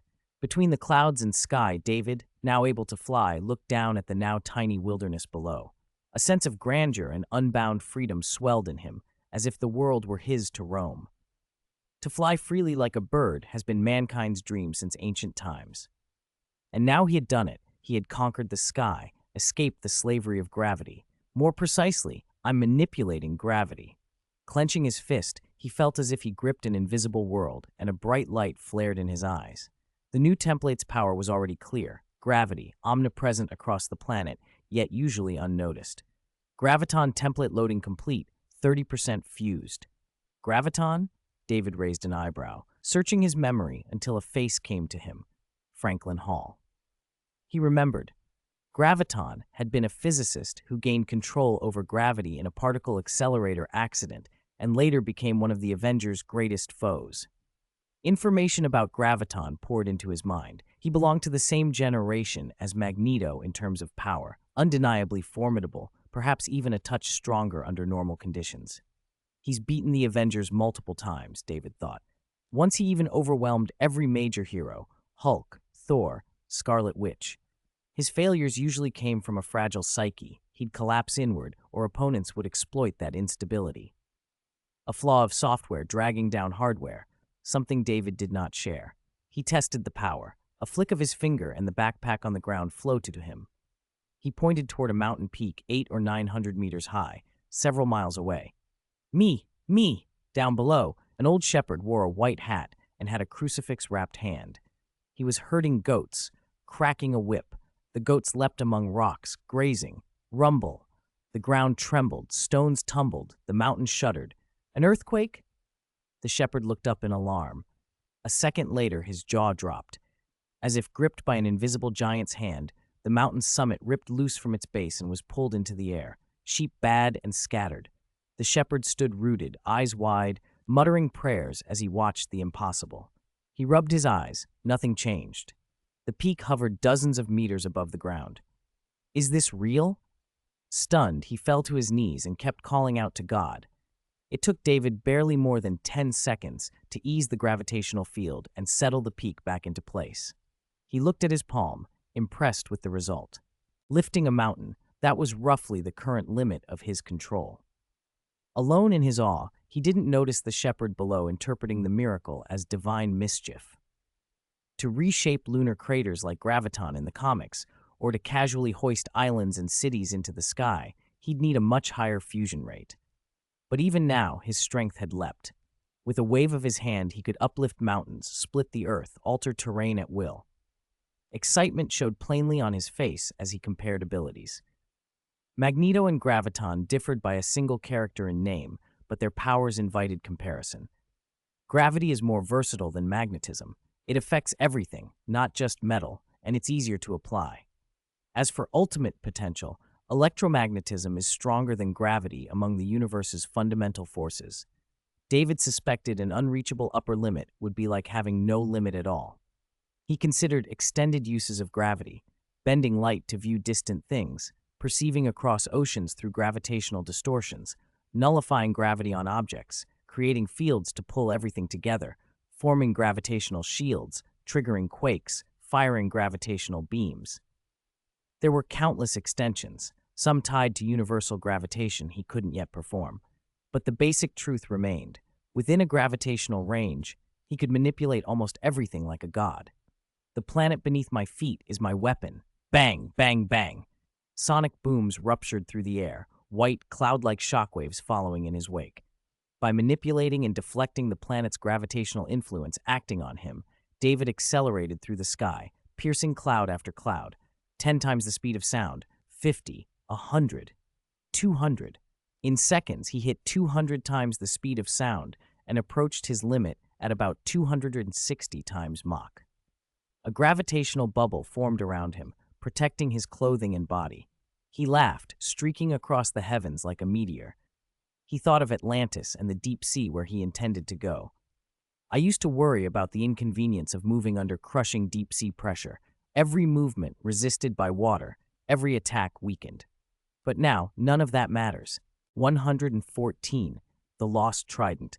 He returned home and slipped the variable Promethean metal he'd taken under his bed. He wasn't sure what to do with it yet. Using that stuff to gain powers was messy, brutal work, and it tested your will in ways he wasn't ready to subject himself to without a good reason. For now, he'd set it aside. Before heading out again, he made a detour to Paradise Island to make sure the Amazon warriors weren't slacking off. His unannounced arrival among them served as a quiet prod. Then he set about searching for Atlantis beneath the cool, azure waters of the North Sea. David floated in the sea, cocooned in an oval gravity field. Fish drifted by in lazy schools. He closed his eyes and felt the planet's pulse beneath him. Through the omnipresent gravity, he could sense conditions across the vast stretch of ocean. Atlantis, the 7 kingdoms of the sea, were scattered across the 7 seas. Though called kingdoms, they were really only a cluster of cities, and finding a few cities in the planet's oceans was like finding a needle in a haystack. Fortunately, he had gained the ability to manipulate gravity. By tuning into the planet's field, he could perceive thousands of miles at once. In his mind, silent, colorless, sonar-like images unfolded, miles of sea rendered as clearly as lines on his palm. He swept that vision, searching rapidly for the trace of a city. While he worked, he multitasked, turning over an anomaly that had occurred before the Black King template fully merged with him. It only started yesterday and the day before, he thought. The template's fusion rate had accelerated beyond what he'd expected. At first, he'd suspected something on Paradise Island, a secret rebellion, a mass stirring of resentment directed at him, but his check there had found nothing. When had the strange surge begun? Was it after he'd publicly appeared, attacked the military base outside Metropolis, and rescued Clark, an act that had shocked and excited a lot of people? What link was there between the two events? He'd always assumed ordinary people couldn't give him emotional points, and now he wasn't so sure. A high-tech underwater city's outline suddenly snapped into focus in his mind. Found it, the 7 kingdoms of the sea. He forced the doubts aside. First, secure what's certain, he told himself. Worry about the rest later. The water around him seemed to come alive, bulking against his gravity shield, fracturing the surrounding current, and driving him forward at speed until he shot through the ocean like an arrow. Princess. In a magnificent palace of crystalline coral, a middle-aged man with a hooked nose entered and bowed, hand pressed to his chest. Volko, Mara said without warmth. You're here again. Mara, Princess of Zebel, sat poised like a merperson in armor that shimmered like green fish scales. Her red hair flowed like living coral in the water. She turned her head slightly, brows drawn, recognition with no hospitality. This time is different, Princess Mara, Volko said, almost trembling with excitement. He clutched an ancient scroll to his chest. The last wish of the former queen might finally be fulfilled. You're here again to persuade me to help the queen's eldest son, Arthur, ascend the throne, aren't you? Mara asked flatly. She remembered the queen as the closest thing she'd had to a mother in her youth, teacher, guardian, and her years in Atlantis were the freest she recalled. Even after her father founded Zebel and she became its princess, those memories remained dear. But that didn't mean she felt any affection for the queen's eldest son, a man she had never met. Volko's request to help Arthur supplant her father's chosen heir, the current king of Atlantis, Orm, would essentially betray her own people. Volko went straight to the point. Your father pushed you toward Prince Orm to gain influence over the 7 seas, he said. He never thought about your happiness. Mara's eyes flickered with conflict. Orm was ambitious, and he wore that ambition thinly veiled beneath a kindly facade. If not held in check by old custom, he would sooner or later start a war and try to swallow Zebel whole. I cannot betray my country and my people, she said. This time is different, Volko insisted. He hurried to a crystal table and carefully unrolled his scroll. He had tried to persuade her many times and had met only hesitation. Today his urgency had finally come to a head. Atlanteans hated land dwellers, and Arthur, born to a lighthouse keeper, was half land dweller. Without the backing of a powerful faction, he could never ascend. Arthur's chance is no longer slim. Do you still remember the lost trident of Atlantis? Volko asked, voice low. Mara leaned forward, surprised. The scroll bore a vivid image of a golden trident at its center. Most of her people treated it as myth now, she knew, stories born of a remote age, but Volko shook his head with excitement. Not a legend, he said. In the royal records and the histories of the great houses, it's true. The first dynasty's greatest smith forged the trident for the first king using Poseidon's cold iron. Whoever holds the trident and whom it recognizes will possess the authority to rule the seas. All Atlanteans must bow. Mara murmured the older rumors. Whoever earns its recognition will have supreme, unrestricted power over the 7 seas. Volko, a member of the Throne Council, recited the rest like scripture. The trident was the undisputed symbol of imperial power across the 7 seas. Mara's frown deepened. The stories also said that Atlantean greed and reckless research into the trident's power had brought ruin. Atlantis had sunk, its land civilization destroyed, and the trident vanished when the first king went into exile. From behind his waist, Volko produced a small, rusty cylinder. Not long ago, our archaeological team found this at the old site, he said. It's an ancient recorder from the First Dynasty. It contains the final message the first king left to his people, and if you follow it, you can find the trident. No sooner had he spoken than the water in the room seemed to shape itself like a hand and snatched the recorder from his fingers. Volko straightened, thrilled, convinced his news had swayed her. Princess Mara, he urged. Mara stared, eyes wide. She took a step back as the recorder hovered there, held by the flowing water. Her face registered genuine shock and disbelief. This wasn't me. 115. Go back and tell your king. It wasn't Mara who did it. Who else among the Atlanteans could control water? Volko reacted with blinding speed, trying to snatch back the recorder that contained the only clue to the sacred trident. But the water, like a great hand, seized the device and drew it to a figure standing nearby. A slender, handsome man, more like an ancient Greek statue than anything that belonged in a palace, stood with one hand behind his back. He reached out slowly and caught the recorder as if it were nothing. "A trident that can make Atlantis submit if someone gains its recognition?" he said. "Who are you?" Mara asked, on edge like a startled fish. Water swirled beneath her hands, ready to become a weapon. This was her bedchamber, Princess of Zebel, not some public square, and she had no intention of letting a stranger stroll in and do as he pleased.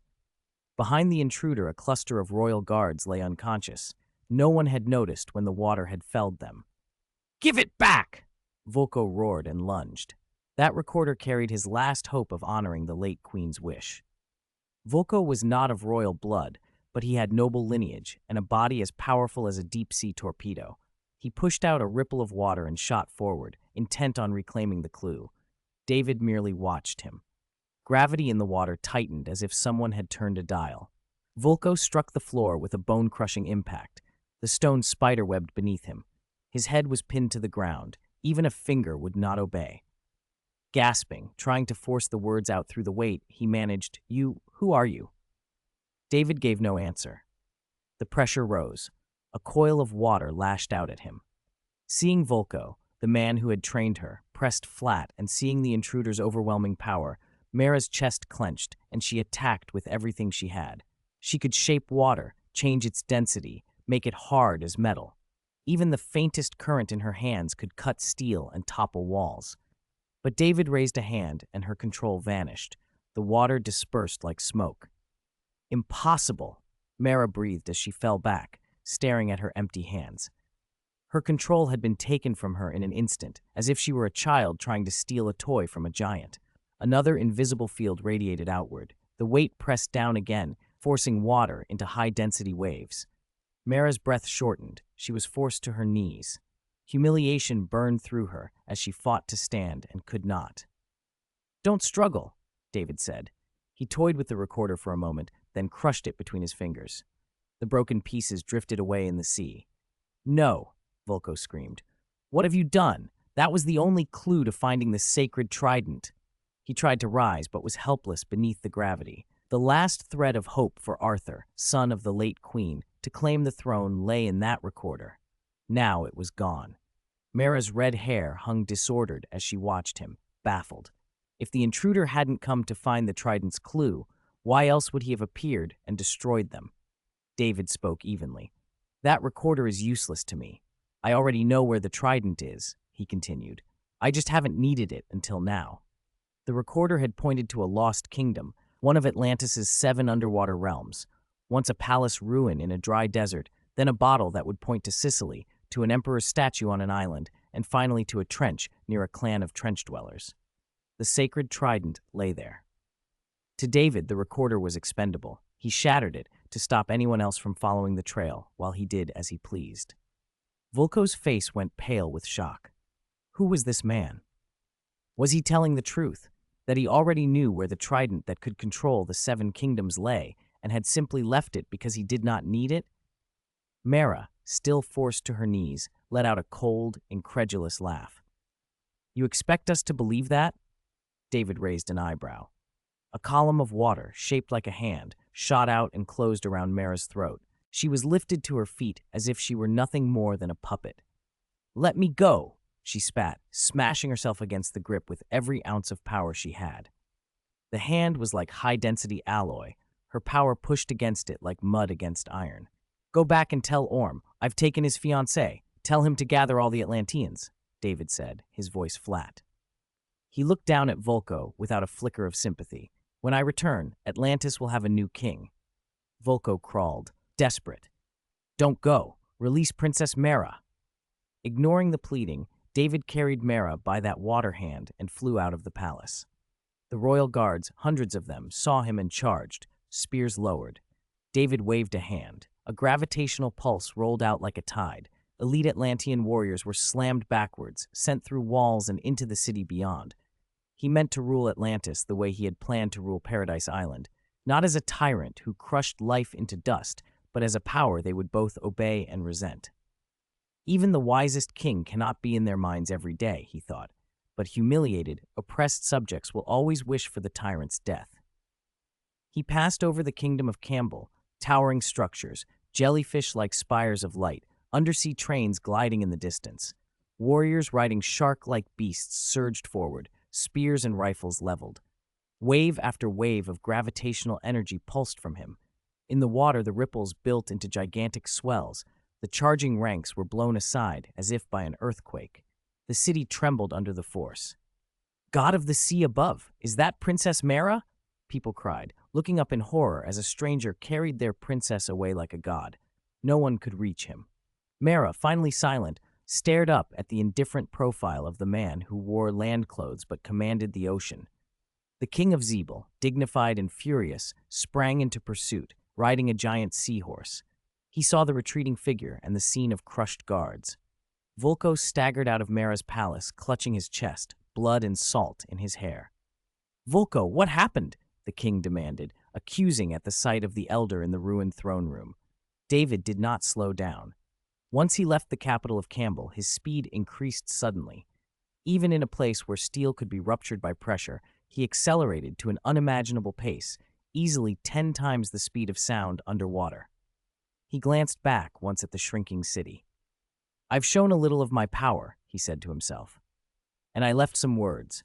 When I return with the trident, Orm and Mara's father will have mustered every Atlantean they can. They'll be ready. Good. That will save me the trouble of clearing them out piecemeal." As for Mara, David told himself, their fates were not intertwined. People had a habit of blaming fictional characters because of real actors. It was unfair. The character Mara was created in the 1960s, long before a certain actress's mother was even born, and well before that actress ever existed. Mara had been a beloved figure in U.S. comics long before anyone thought to dislike her because of some later performer. "You're too arrogant, land dweller." David, holding Mara, whose disappearance would surely affect both kingdoms, broke through the surface of the sea and shot upward. Across the boundless blue, a shadow cut through like a missile, forcing a towering wall of water into the sky. For an instant, he adjusted an ellipsoidal gravity field around them.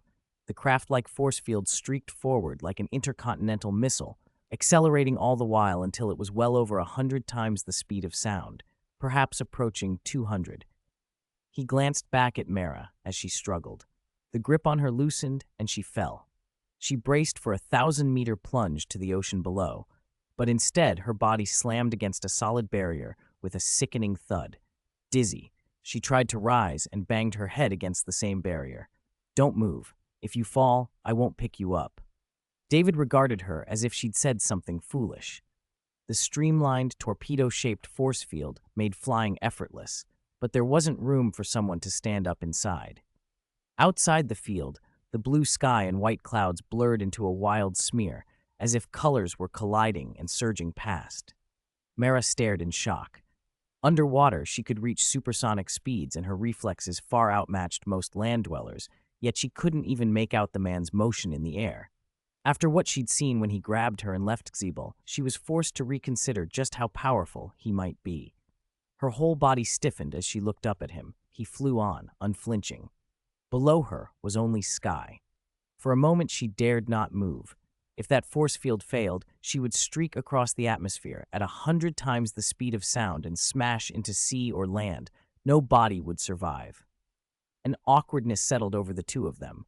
One above, one below, yet David didn't so much as glance at her. She swallowed her pride. "Who exactly are you?"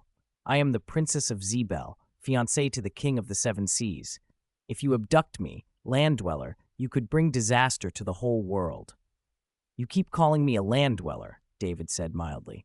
"How do you know I'm not Atlantean?" Mara sneered.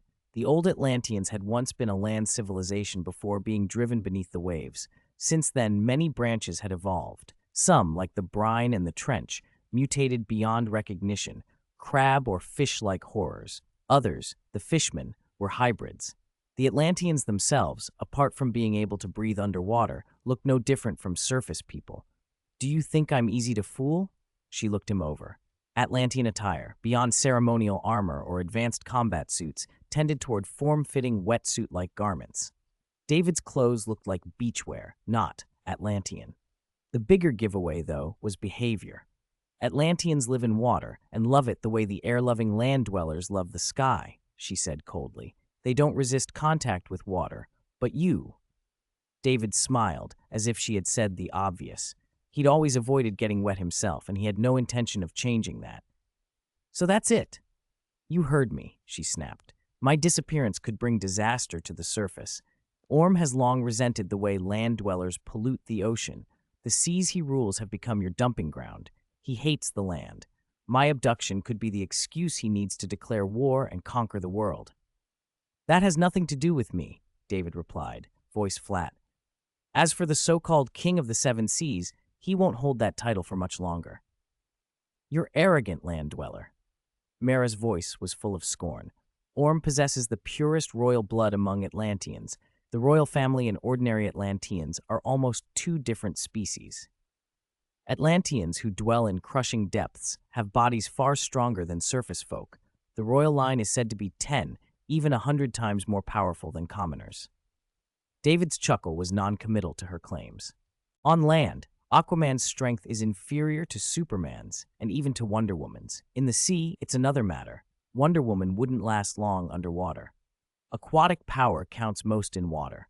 On land, he can lift a 10,000-ton nuclear submarine and bring it to the surface against the current, David said. In the water, Aquaman's strength is estimated in the tens of thousands of tons. Orm, born of the sea, could be even stronger than Aquaman in his element. David added, you shouldn't put all your faith in a sacred trident. Mara hoped he would abandon whatever scheme he had and send her back to the seabed. Even if you find the trident, you might not be Orm's match. After millennia beneath the waves, Atlanteans have evolved, not just technologically, but physically. Any Atlantean thrown into ancient times today would be an invincible warrior. David's tone was matter of fact. I never expected a trident to let me defeat Orm, Mara said. For her, the trident was a myth and a symbol.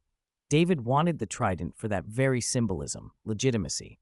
A land dweller could seize the throne by force, using carnage and fear to subdue the seabed, but that wouldn't make him fit to rule. A throne won by slaughter and enslavement breeds rebellion, he said. Even if I could preside over the seabed, I couldn't stay there. The deep, dark floor of the sea isn't my home. Mara opened her mouth to answer, but at that moment David's voice cut through. We've arrived. He slowed and brought the field down to hover over their destination. Below lay a beautiful island. A slightly dry, hot breeze rolled in over water as clear as azure crystal. The white seabed was visible at a glance, an almost paradisiacal sight, not unlike Paradise Island. A glance at the map told him where they were: Sicily, Italy. For Mara, however, the sight turned her face pale. This is where the Trench live, she said. What are you doing here? The Trench had once been an offshoot of the Atlantean people, but had degenerated into something monstrous. The brine might resemble crustaceans, yet keep some intelligence. The Trench had only savagery and madness left. Any living thing that fell into their abyss was torn apart by countless Trench. Mara's expression went tight. She remembered a queen she'd grown up with, sacrificed to the Trench for the crime of marrying a land dweller. It had been an insult to royal blood, and the price was death. David looked down at the water with a strange calm, because the lost sacred trident of Atlantis is down there. Author's note: it's cloudy and rainy today, and I'm feeling a bit out of sorts. I opened a window and my head's all muddled, so I'm taking a short break. If Chapter 2 isn't posted by early morning, the update will be moved to daytime, but I won't skip it. 117. Luthor's Typhon Plan. A black, stretched limousine moved slowly down the highway. The car was silent. Lex Luthor sat in the back, scrolling through his tablet and tending to company business, glancing up from time to time through the window.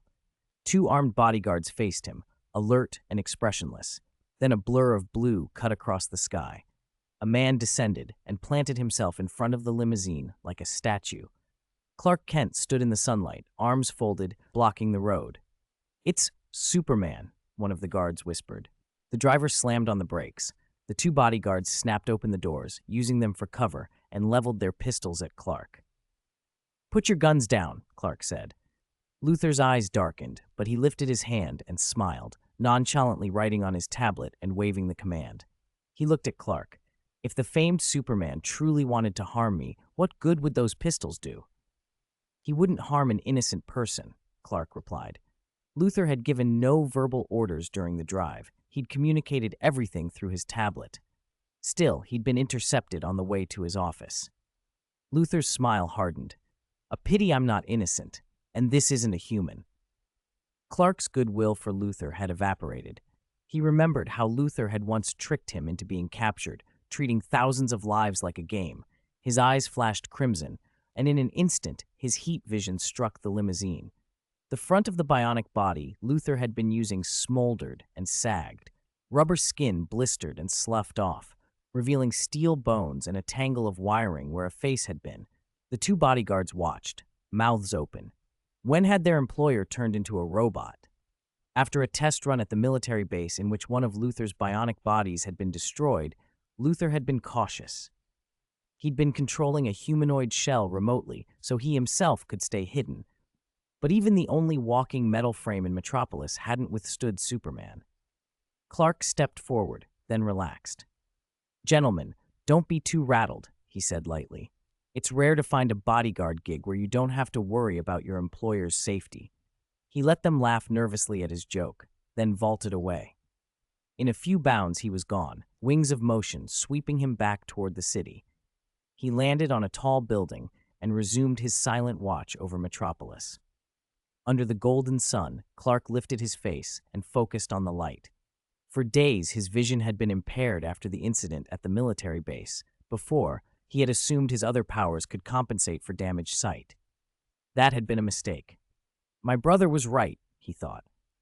No matter how strong his other abilities were, they couldn't replace his eyes.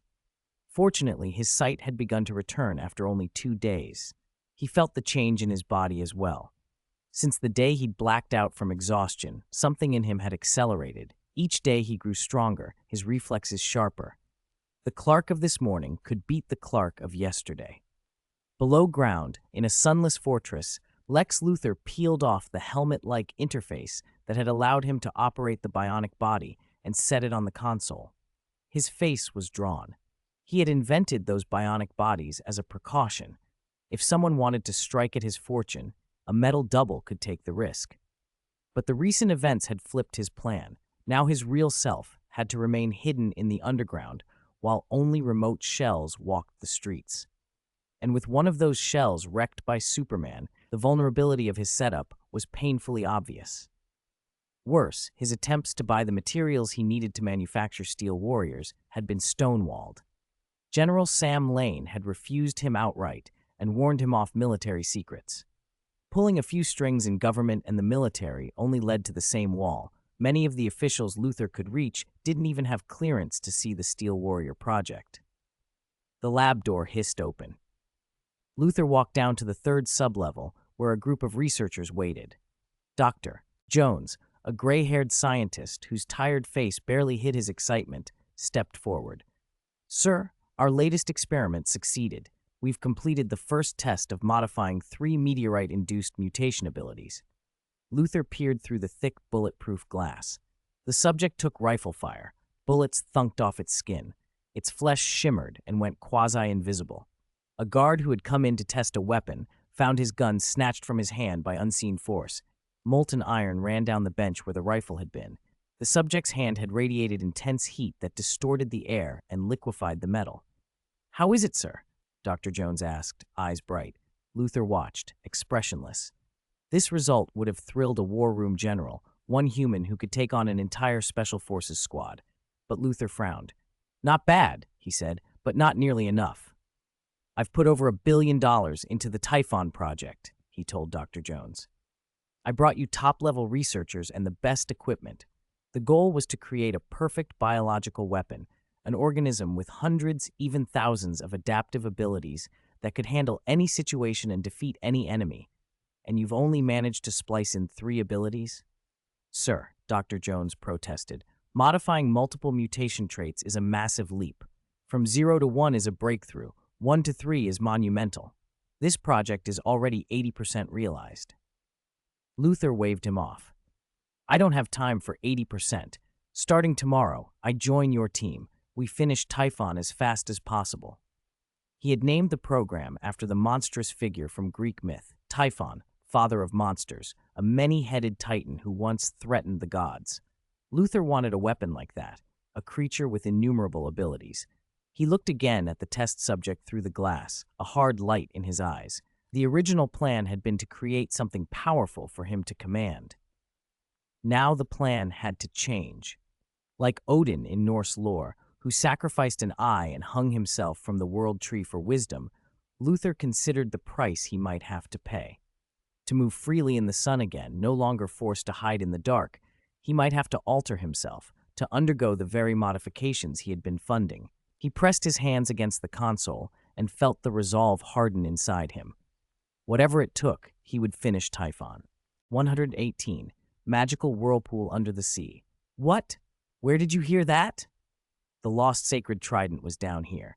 Mara stared at David in shock. I have to warn you. The person who told you this might not have good intentions.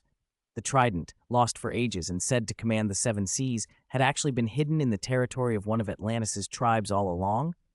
No one told me, David said, looking down and stroking his chin. He wondered what the first king of Atlantis had been thinking, leaving a trail of clues, diverting people all the way to the Sahara, only to lead them back to Atlantis. Why not simply say the trident was here? Did he think that would be too plain? The Trench are evolved Atlanteans, David said. They lost their intelligence in that process and became monsters, stronger than ordinary Atlanteans. Their reproduction changed too. There are at least tens of millions of Trench in the abyss below. Mara swallowed. Either David had no idea how terrifying the Trench were, or he was a madman. If you really are as powerful as you claim, you don't need the trident to defeat Orm. I suggest you go back and seize the throne. She wanted to add that if he wished to die, he shouldn't drag her along. About what you said before, I already believe you. Regret pricked at Mara. She shouldn't have scoffed twice when David had been arrogant earlier. Maybe things wouldn't have come to this. The trident. I have other reasons for wanting it, she added. David smiled as if he hadn't heard. He shaped the gravitational field and plunged toward the seabed. They passed through the blue water and arrived above a vast trench. The dark, bottomless chasm in the seabed gaped like a fissure tearing the earth, a silent eye of death watching whatever dared come close. After a brief hover, the gravity field around them dropped sharply. The sudden distortion in the water alarmed the deep creatures, nearly 2 meters tall. Ugly fishmen with serrated fins along their backs and elbows sliced through the water, roaring from the seabed with brutal eyes fixed on the only light. Under the purple glow, they swarmed like a hive. The sight made Mara's scalp prickle. David remained calm. Purple light radiated from him like a lantern on the ocean floor. He controlled the flow of water with gravity. A huge vortex formed around him, its influence stretching 100 meters. Like a deep-sea maelstrom, the Trench roared and lunged, their cries ghostly and unnerving, but the expanding whirl swept them up and silenced them instantly. The white vortex looked like a ring of stars surrounding a purple, star-like core. David descended into the Trench with composure. Trench were caught in the vortex and collided with one another as if passing through a great meat grinder. Bones shattered, sinews tore, and blood clouded the water. More poured in, like creatures spilling from a nest, tens of thousands, hundreds of thousands, drawn to the light as moths to flame, willing to die rather than stop. At some point, the vortex had taken in so many that its pull weakened. Some Trench even breached it, crashing into David's gravitational field and being flung aside. Mara's heart hammered. She stared at the countless monsters pressing in, certain they would tear her apart. David clicked his tongue with a hint of regret. It's a pity these Trench can no longer be called people. They attacked frantically, as if their lair had been invaded, but their onslaught stirred nothing in him. Wave after wave struck the shield as David accelerated, plunging toward the Trench floor. He wasn't worried. His energy manipulation made him effectively inexhaustible, and his eternal body feared no damage from these creatures. He was confident he could slaughter the tens of millions of Trench living in this abyss if he wanted to. It would only take time, he thought, but there's no need. There was a worse thing waiting below. Kerosene, the sea monster guardian of the sacred trident.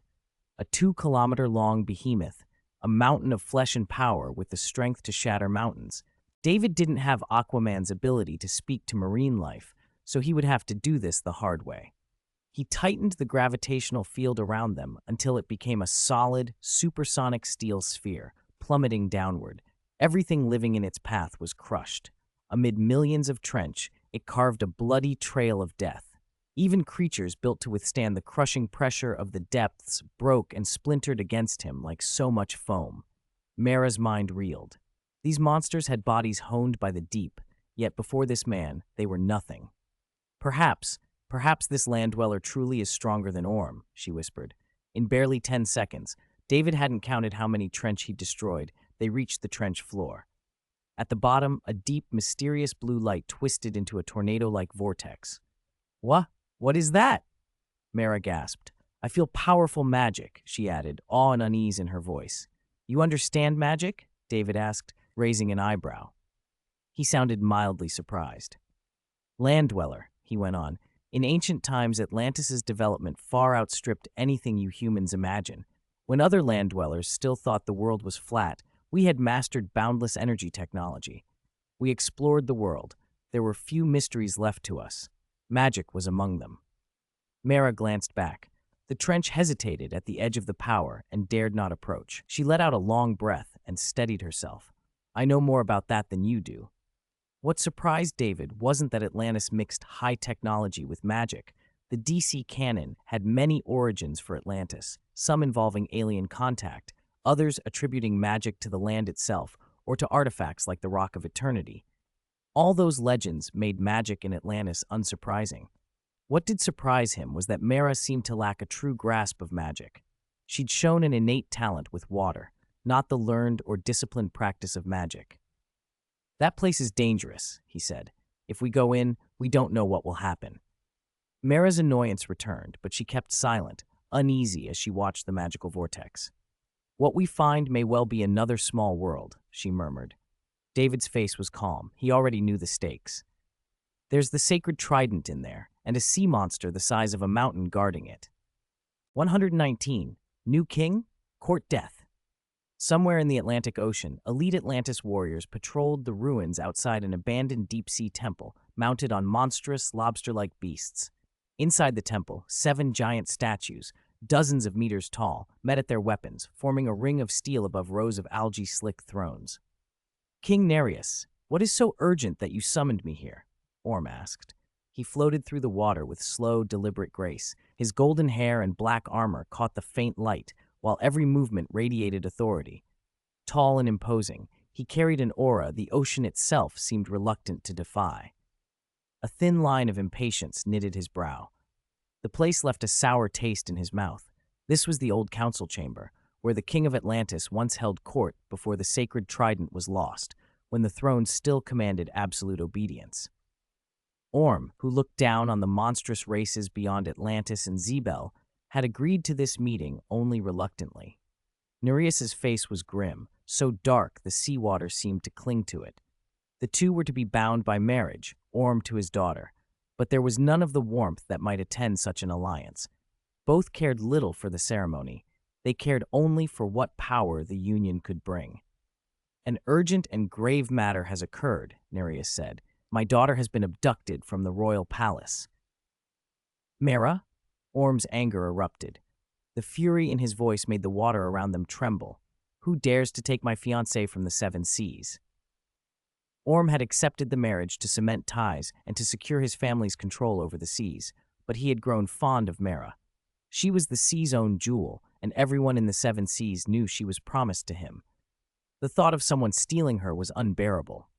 I don't know, Nereus said, but the one who took her left a message for you. At the wave of Nereus's hand, Zebel warriors dragged in a disheveled Volko. Under Nereus's cold stare, Volko looked broken as he relayed the abductor's words. He said to prepare. When he returns, Atlantis will have a new king. Orm's eyes flared. A new king? He courts death. Killing intent rolled off him like a storm. He clenched a fist and sent ripples through the water. The patrol beasts outside shrieked and scattered like a school sensing a predator. No one provokes the king of Atlantis. Whoever this is, I'll tear him apart. Summon the army, Orm barked. Turn the seven seas inside out if you must. We will find him."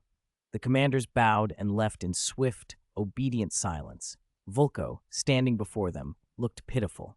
His plan, to ally with Mera and restore Arthur to the seabed throne, had just been shattered. That one powerful young man had upended everything.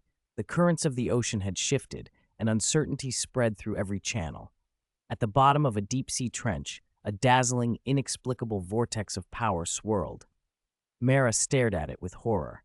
The strange man's confidence unnerved her, as if he had already seen the sacred trident itself. "Wait, did you say the deep-sea troll Karasen is down there?" she blurted. Her body trembled. Karasen was the monster even the first king of Atlantis had feared. Mera tried to flee, but David's force field held them fast. David remained calm, manipulating a gravity shield as he steered them into the blue light. The world around them bucked and shifted. Space and time seemed to turn inside out. With a sudden whoosh, they emerged into a tranquil expanse of pale blue water. A nearly 20-meter mosasaur erupted toward them, smashing the water with its powerful tail and bearing down with rows of knife-like teeth. It struck as if they were slow prey, only to find them frozen in place, unyielding. David raised a finger. The water that the mosasaur had rippled through hardened under his control like solid metal. Pressure tightened around the great beast until, with a sound like breaking pottery, its skull crumpled. Blood streamed from its jaws as it sank to the seabed. Without wasting a look, David burst through the surface into the air above. Massive pterosaurs wheeled past. Overhead there was no sky, but clusters of glowing crystals. Islands and shining mountains stretched as far as Mera could see. "Where are we?" Mera breathed. David scanned the landscape. Small velociraptors darted along a beach. Dinosaurs, thought extinct beyond this place, roamed freely. A woman stepped from a rocky cave, harpoon in hand, clad in armor fashioned from the skin of a trench creature. Long gray-white hair spilled from beneath her helmet. She froze, peering at the newcomers from behind a rock. "World's core," David said flatly. The woman hesitated, then came out into the open. She looked at Mera, and her voice held a note of stunned recognition. "You? Are you Mera?" Mera studied the stranger. The face under the helmet stirred an odd, familiar tug in her chest. The woman removed her helm. Her features were weathered, eyes rimmed with lines, but her beauty remained, so soft and haunting, Mera felt the world tilt. "Queen," Mera cried. The woman before her was Atlanta, once Queen of Atlantis, believed sacrificed to the trench. Mera's voice caught on the name, disbelief written across her face. "Were you not taken by the trench?" 120. "Be careful, don't die. That's exactly why I'm here. I barely escaped the trench and made it here." Atlanta regarded Mera with a complicated expression.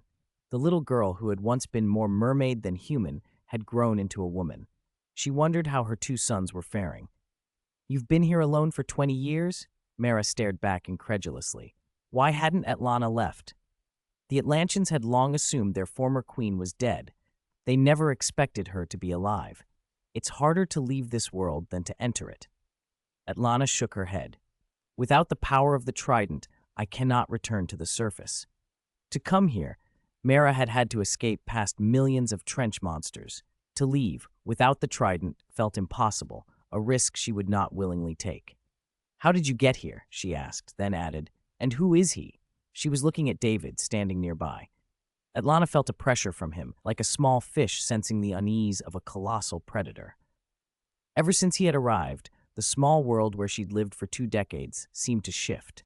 Her life felt as if it depended on whims vast and indifferent. "He says the sacred trident is here. He came to retrieve it. And I was taken hostage." Mera glanced at David, who had closed his eyes for a moment as if listening to some distant thing, and answered quietly. Atlanta's brow tightened. She studied David with sudden wariness. "He's right. The sacred trident is here." "It's really here?" Mera's surprise was genuine. Despite the strange nature of this place and the uneasy feeling that had nagged at her, she hadn't expected confirmation. Could Atlantis' lost treasure really be hidden in the territory of one of the 7 tribes all along? Had the land dweller always known and simply not tried to recover it? "It doesn't matter what he wants it for," Atlanta said. "He won't get his hands on it." David opened his eyes and met the woman who would be Aquaman's mother. The remains of the first king of Atlantis and the sacred trident are guarded by the deep-sea troll, Kerosene, he said. It's behind the waterfall in the canyon. Atlana pointed toward a canyon where a waterfall thundered down the rock and smiled with the calm of a queen. Only a true king can obtain it. She did not hide the location. She led him straight to it. But David had already sensed much through subtle means, gravity, pressure, enough to know the trident lay with the first king's remains and that a monster guarded them. Kerosene is 2 kilometers long. Its front half is crustacean-like. Its rear is a mass of octopus-like tentacles, he said. The beast's size was like an immovable mountain. What do you mean by true king? David asked. Atlana's eyes flickered. If you don't have Atlantean royal blood, I advise you not to try. She spoke plainly. Kerosene has killed everyone who tried to take the trident. Its power is beyond imagining. Even the king, with the trident in hand, could not best it. No one can defeat Kerosene. She had tried countless times over the years. If not for the first king's blood in her, she would long ago have been torn to pieces beneath those sky-darkening tentacles. Mara listened, shocked. If the trident itself could not defeat Kerosene, how was anyone supposed to retrieve it? And if someone could pass the trial without the trident, why would they need it at all? Land dweller, you heard her, Atlana said, looking at David.